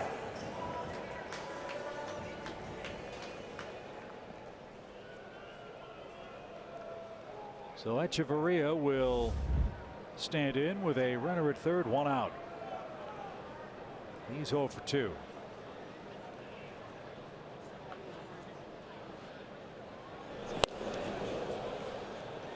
And Kevin has used that high fastball very effectively again tonight.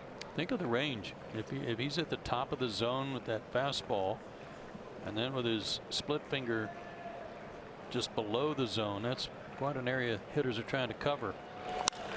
Line to second. Ozzie leaps and makes the play. 2 outs. Go behind the scenes at SunTrust Park. Guided tours of the ballpark are available year-round, and they include stops at the press box and dugout where you can take a photo on the field. You can even choose a special VIP experience on game days. See all your tour options. Head to Braves.com tours and plan your tour today.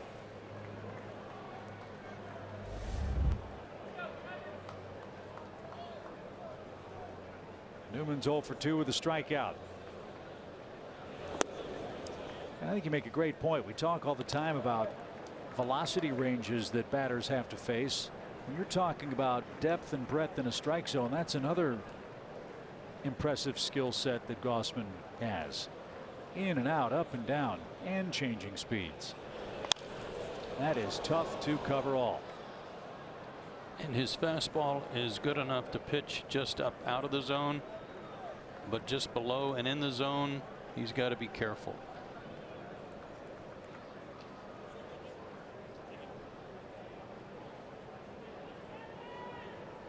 '76 to '96, the speed range for Kevin tonight.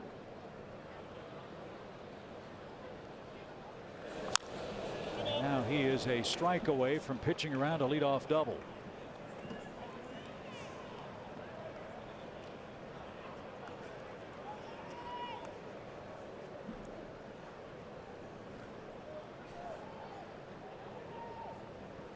If Newman can reach, Marte is on deck and would pinch hit for Feliz.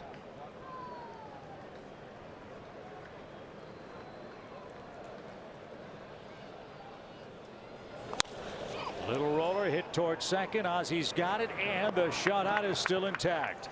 Gausman does pitch around the leadoff two-base hit, and we go to inning number 8 with Freddie Freeman set to lead off.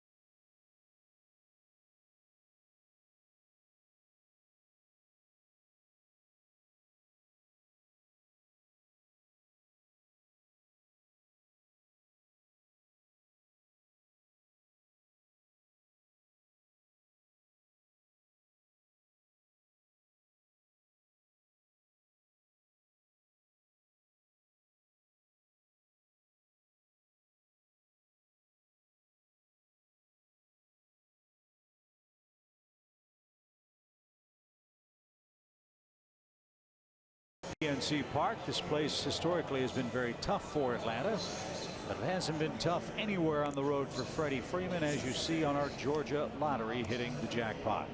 11 extra base hits during this long road hitting streak. OPS over 1,000. That's getting it done, folks.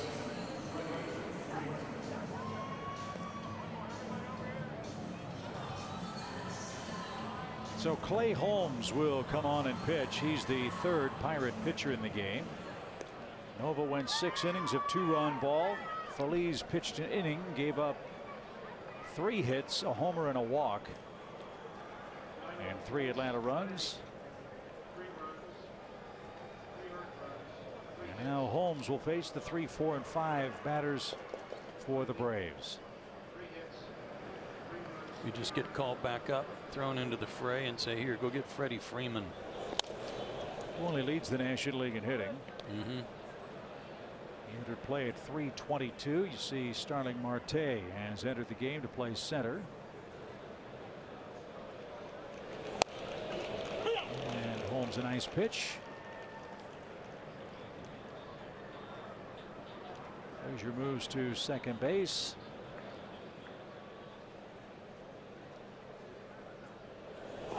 Marte will lead off. And Holmes is going to bat in the 8th spot.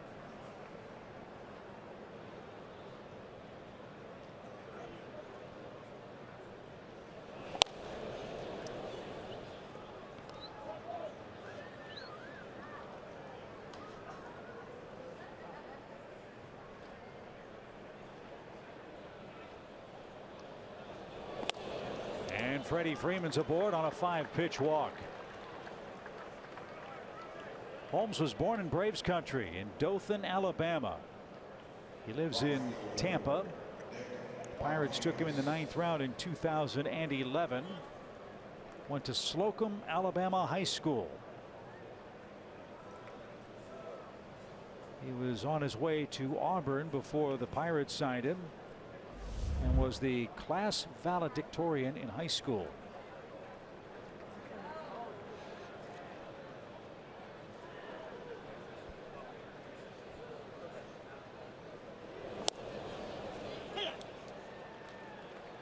Nick Markakis trying to extend a 4-game hitting streak. Nick is 0 for 3 tonight. A fly out and 2 ground outs. Those at bats came against Ivan Nova, who gave up only 2 runs in 6 innings, but got no run support, which has been the sad story for the Pirates starters of late. Fly ball center right at Marte. And that'll curl back to him in straightaway center. 1 on, 1 out.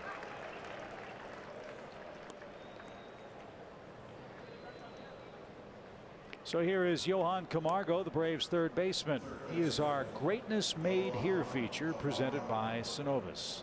Remember when he got moved into the 5 spot right there behind Nick Markakis because he was driving in runs. He has provided him some good protection with his good work. 357 average since that move.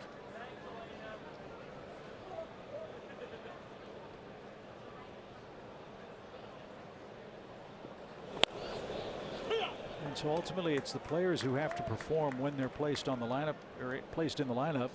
But it's up to the manager to put the players in the position he thinks that they can be most successful. Brian Snitker has done that with Acuna leading off, Camargo hitting 5th. Albies got off the schneid with a base hit batting 6th tonight. Ender's done good work hitting 2nd. Well, what I like is for Camargo batting 5th is after you have the 2 rocks at 3 and 4 batting left-handed all year long and have done a good job. You got a switch hitter hitting behind them who can, you know, a manager has to mix and match or try to bring in lefties late in the game to face Freddie and Nick. Then he's in a pickle because he's got a switch hitter to deal with after that. And with Albies hitting behind Camargo, 2nd one.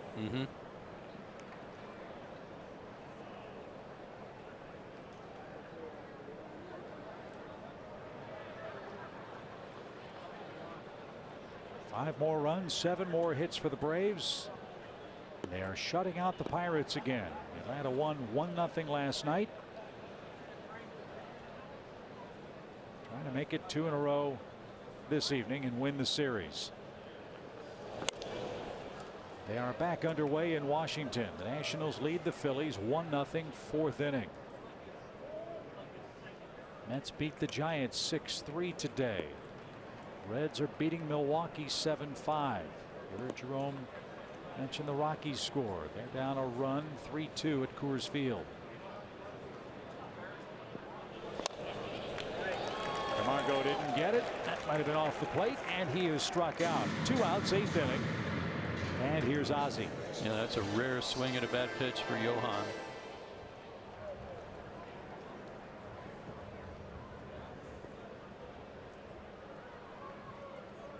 Good swing last time up for Ozzie. Took one the other way.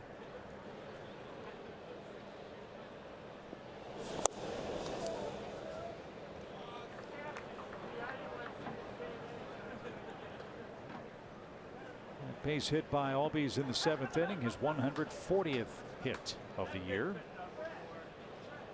Boy, the Braves are racking up hits all up and down this suddenly lethal lineup.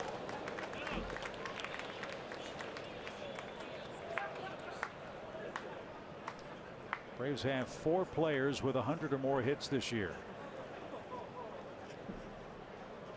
Camargo's knocking at the door with 92. Dansby Swanson has 95. His 2-homer game. Little dribbler back to the mound, and the flip to first is high, and Bell held the first base bag with a big right toe. Nothing doing in the Atlanta 8th. It's 5-0 Braves in Pittsburgh.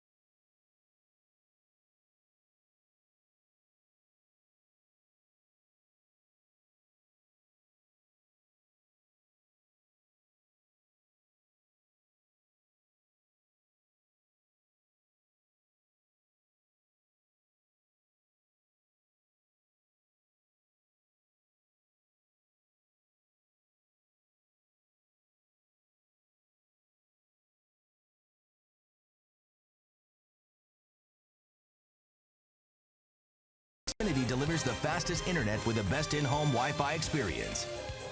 By Delta Airlines. And by Synovus, the bank of here. Smooth sailing for the Braves in Pittsburgh as we head to the bottom of the 8th inning. It's 5-0 Atlanta, and Kevin Gausman's going to go back to work. Why not? He's got a big lead.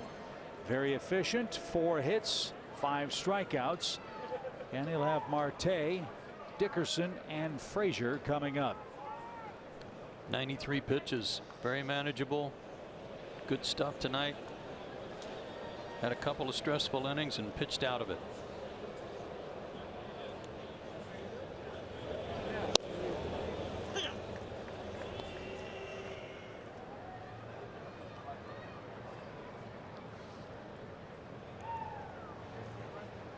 Marte did not start again tonight for Pittsburgh, getting a chance to pinch hit in the 8th inning. He's had a good year. 275, 17 homers, 57 driven in, 28 stolen bases. The 0-2 is on a play right side. The optics of his not running hard certainly weren't good. He said that on the play in question he slipped out of the batter's box, and that's why he was jogging down the first base line. But Clint Hurdle wasn't hearing that. Oh, what a pick by Dansby. Have a night. Spectacular grab at shortstop on a missile off Marte's bat. 1 out.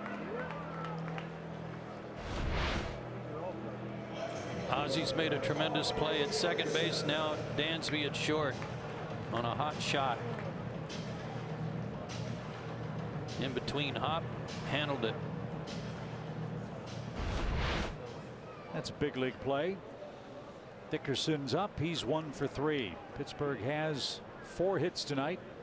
Their leadoff man has 1 of them to extend his hitting streak to 7 in a row.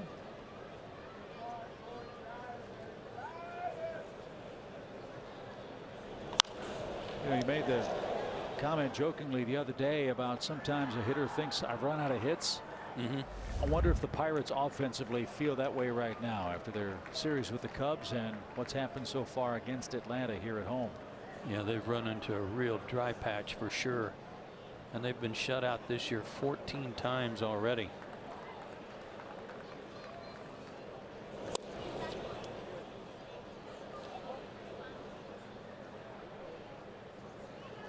But as I said at the early part of this game, no Harrison, no Marte, no Freeze, no Mercer in the lineup.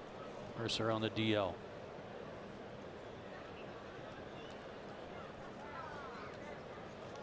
1 ball, 1 strike.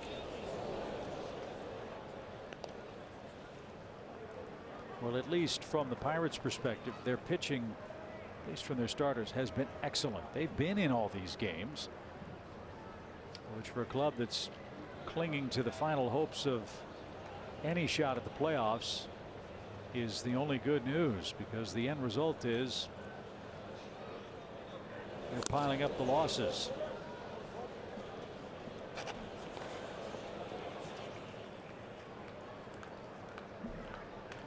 I was surprised to read tonight this is Clint Hurdle's 8th year managing the Pirates.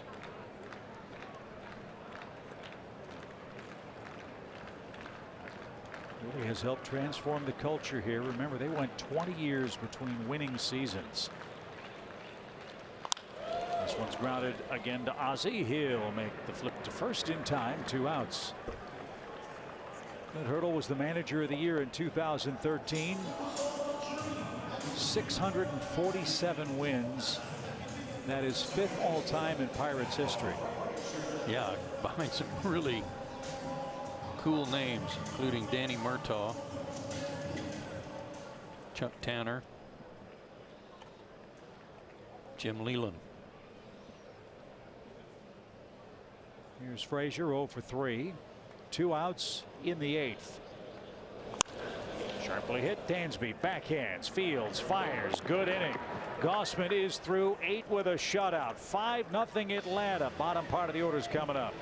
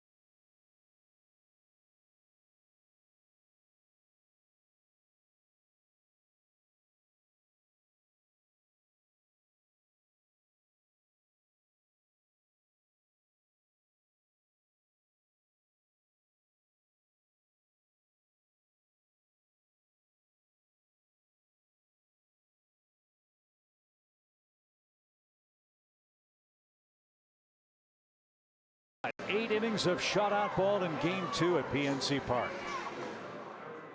Visit Synovus for your banking, lending, and investing needs. Synovus, the bank of here. He's 3 outs away, Joe, from winning 3 in a row in Atlanta. I think he's done. He's getting a lot of high fives and hugs in the dugout, and I think he's done for the night. 4-hit shutout, 103 pitches, and a quick 3 up and 3 down 8th inning. That was nice. So Kurt Suzuki leads off the Atlanta ninth. The Braves catchers had a huge game, a single, a double, an RBI, and 2 runs. He scored ahead of both of Dansby Swanson's 2-run homers. That's right, the Brave shortstop, his first multi-homer game. Luke Jackson is getting ready.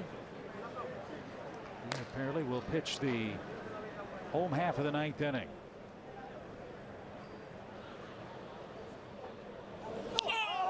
And Suzuki got nailed on the left arm, left elbow.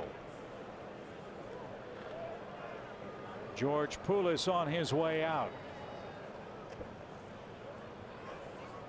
The Braves catchers just continue to wear targets while at the plate.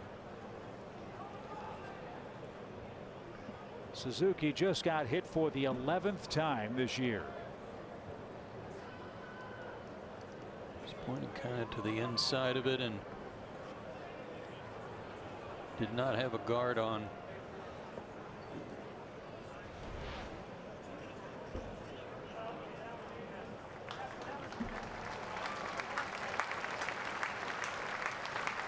And I don't think he can continue.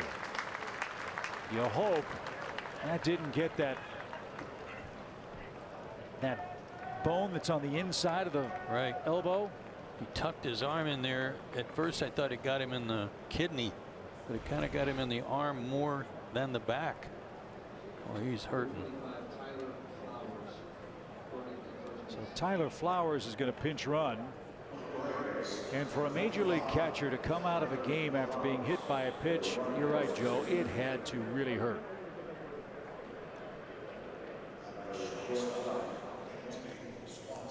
So Tyler's going to pinch run. He'll stay in the game for the bottom of the ninth. And Dansby Swanson has a chance to hit a third two-run homer.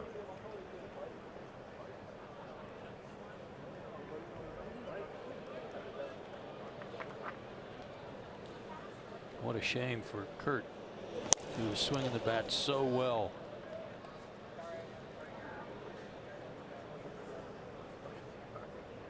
One ball, no strikes for the Braves shortstop.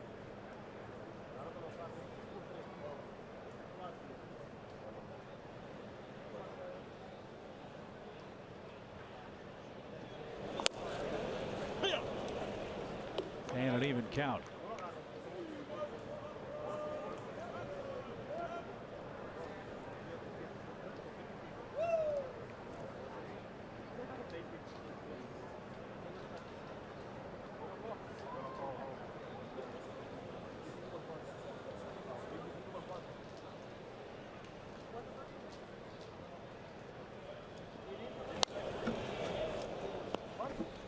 Fouled right above the head of Michael Reed, who's out on deck to hit for Gossman.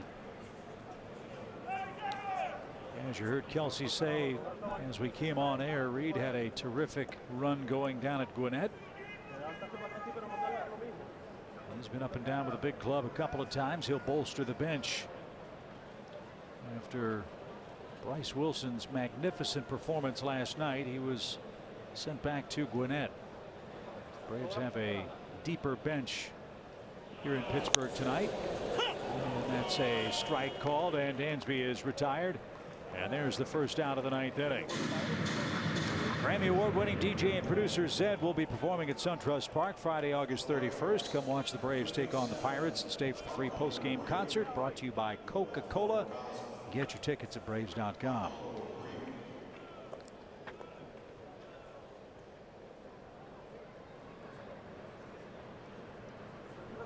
So Reed in the ninth.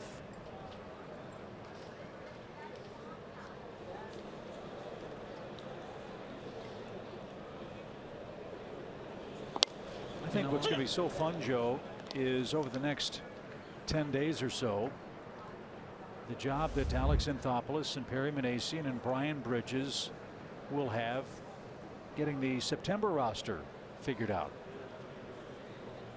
And it is such a refreshing difference for the Braves this year as opposed to when we were in the heart of the rebuilding years. The Braves have some really talented guys who can come up and do a lot of damage in a good way for Atlanta for that final month. Yeah, I think we'll see more bodies than we've seen in the last 2 or 3 years.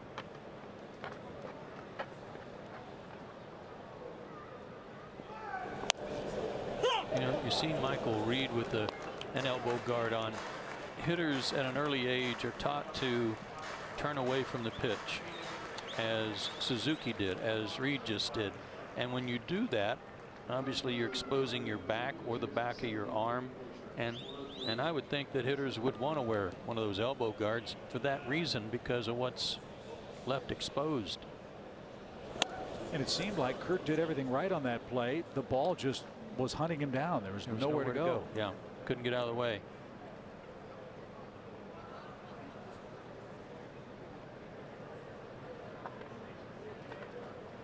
Michael hit .346 at 2 levels of the Braves system. And on base percentage got my attention. .475. Goodness. A foul back out of play. But again, it goes back to what Brian Bridges and the scouting staff has done. Drafting, developing, trading for, signing guys. This is a much deeper Brave system. And not only are these quality players, the quality people that they have been has been so incredibly refreshing too. Up the middle, and a diving stop at second. Glove flip, and the stretch is going to be late. Flowers beats the wrap at second. Well, I'm not sure he beat the wrap as much as he didn't. Echeverria didn't catch it. He was stretching straight away towards center field, and the second base umpire, Chris Guccione, signaled safe. As the ball dropped, he was trying to reach for it. Guccione got around where he could see what was going on, and it just didn't get there. We couldn't see that part of it, so give Reed a hit.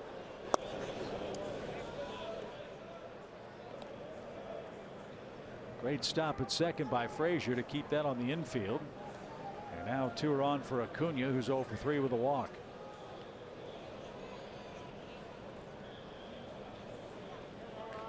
Eight hits for the Braves tonight.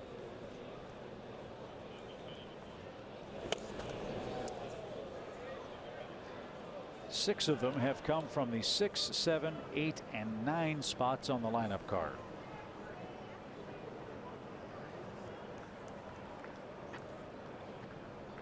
You see Ronald still wearing his elbow and back of his arm guard after he got plunked. That wasn't a plunking. That was, I mean, he got drilled. Yeah. Urania pitched a great game against Washington in his last start. Don Mattingly said that they don't want him to face the Braves down in Miami. He would be on his regular turn when we get down there.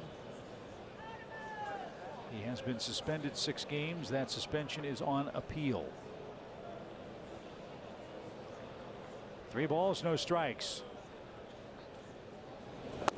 And a base on balls. So Atlanta's got him loaded in the 9th inning.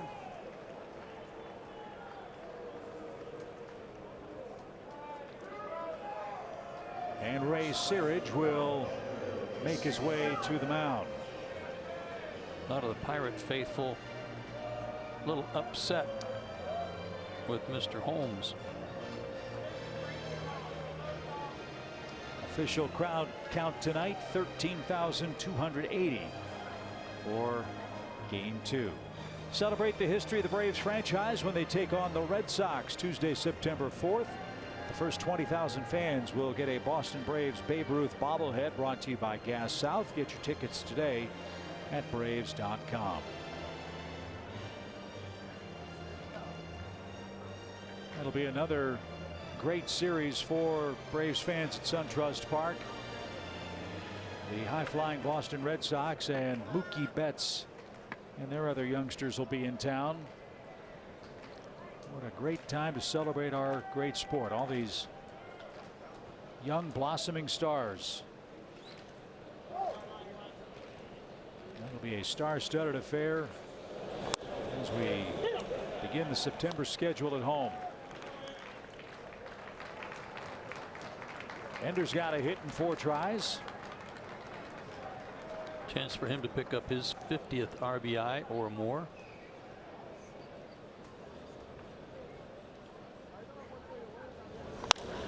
Fly ball hit toward left, not very deep, and Dickerson's there to catch it, and that's the 2nd out. Now that'll frustrate Ender. He was hoping for something deeper. And now Freddie Freeman's the batter with the bases loaded and 2 outs. Freddie singled and walked. 54 hits in his last 41 games. He came in batting .322, tops in the league. That's where he is right now.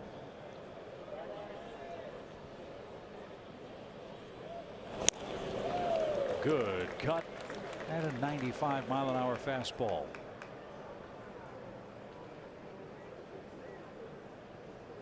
Holmes has a good arm. He's throwing hard. He's just having a hard time locating.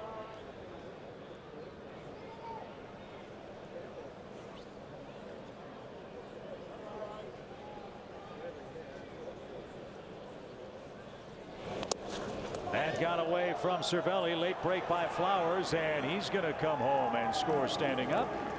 The other runners advance as well. So an eventful inning for Holmes. A hit batsman, a walk, and now a wild pitch. And the Braves get a measure of revenge for the plunking of Kurt Suzuki. And Cervelli almost took one off his elbow.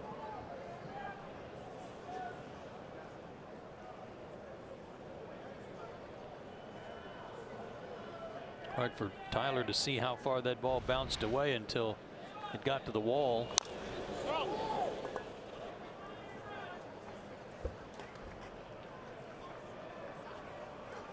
So it's 6-0.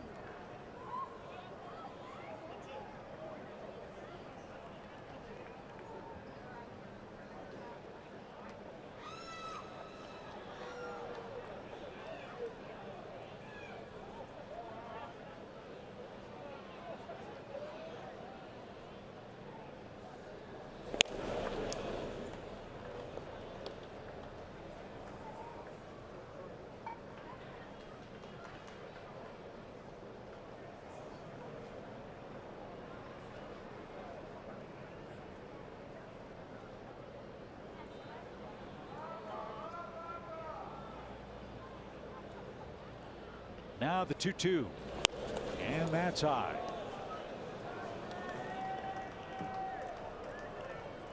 So 195, and he's trying to throw that breaking ball or cutter 95. It's not doing much. Testing the patience of his manager. Doesn't want to go to the pen again. And now the play foul. Game 3 is here tomorrow. Julio Teheran and Trevor Williams will square off.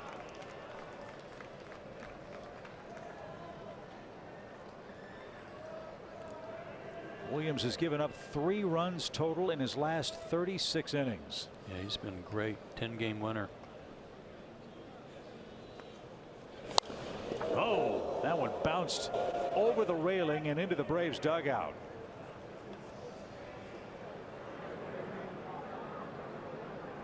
That's a scary railing because it's just high enough or just low enough for your head to be over the top of it. Then there's an opening. Did you see what Dansby did?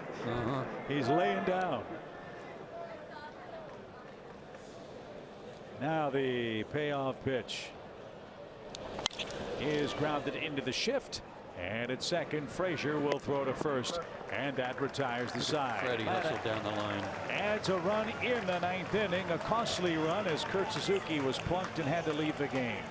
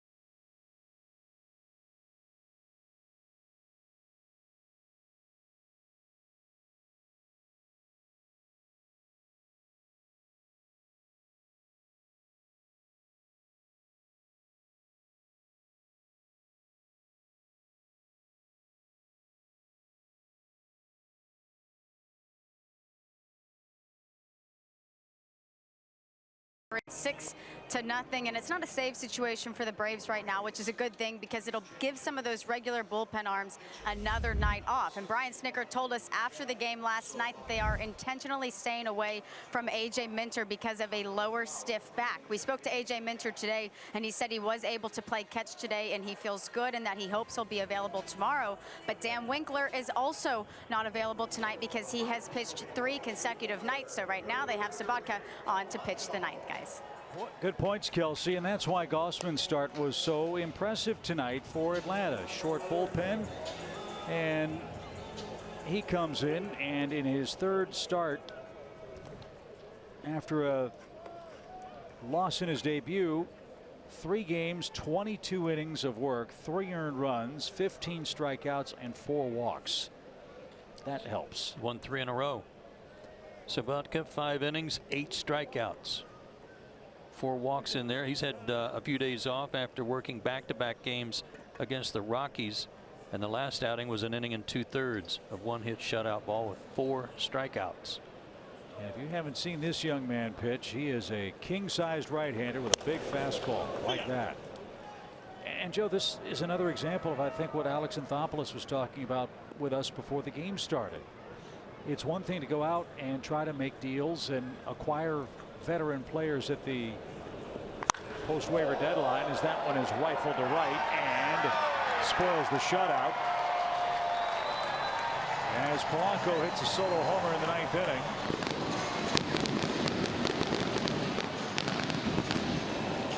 And finally to get to shoot off a few fireworks here in Pittsburgh, something that hasn't happened a lot. But bottom line, the young pitching options the Braves have drafted and developed may be better alternatives than anything they could acquire. Well, Polanco was on time on that mid-90s heater. His 20th of the year.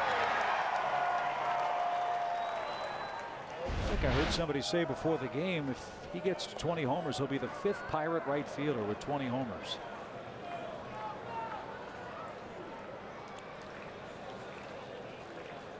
So Pittsburgh's on the board at 6-1. Let's see how Chad responds after the line drive shot into the seats in right. Bell, Cervelli, and Moran are coming up.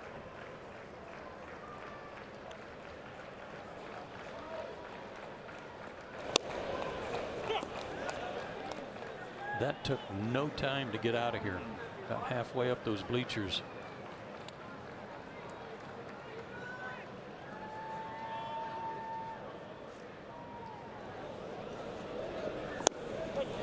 Strike 3. How about that sequence? 97 and then 89 yellow hammer at the bottom of the zone to retire Mr. Bell. That's a good comeback.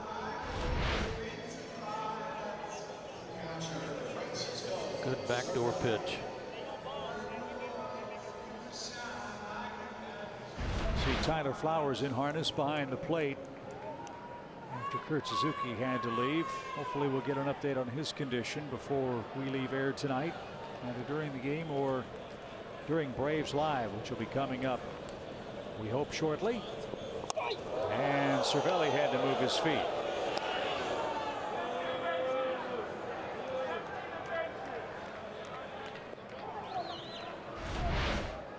Message? I don't think so.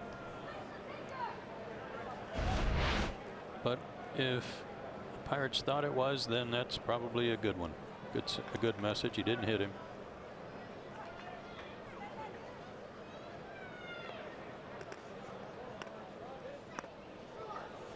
One ball, no strikes.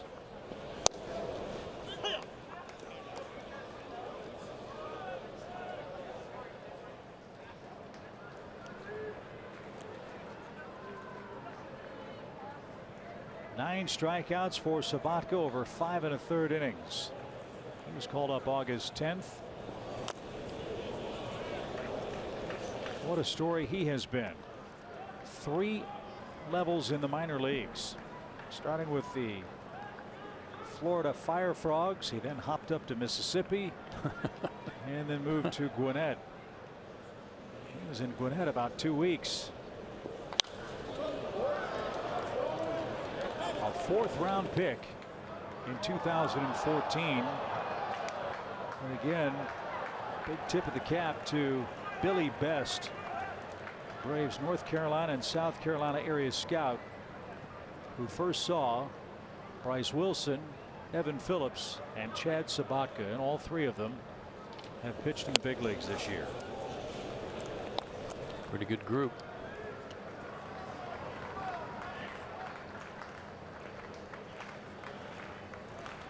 Don't walk him. Full count, 1 out, bases empty. Pittsburgh's got a home run. It's a 6-1 score.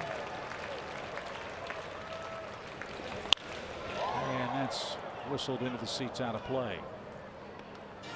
6th inning now in Washington. Phillies are up, but trailing 1-0. Mets beat the Giants 6-3. Cardinals and Dodgers just underway in LA. No score in the first. Arizona leads the Angels 2-0. That one's in the 3rd. And a pitch. He struck him out, and Cervelli knew that. So another, 2 breaking balls. Yeah, another breaking ball and a beauty.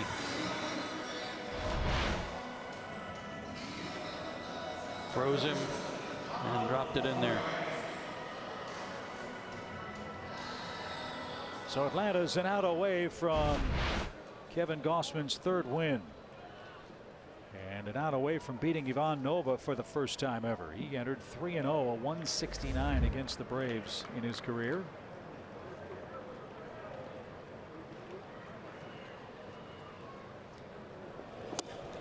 And that's way outside, ball 1.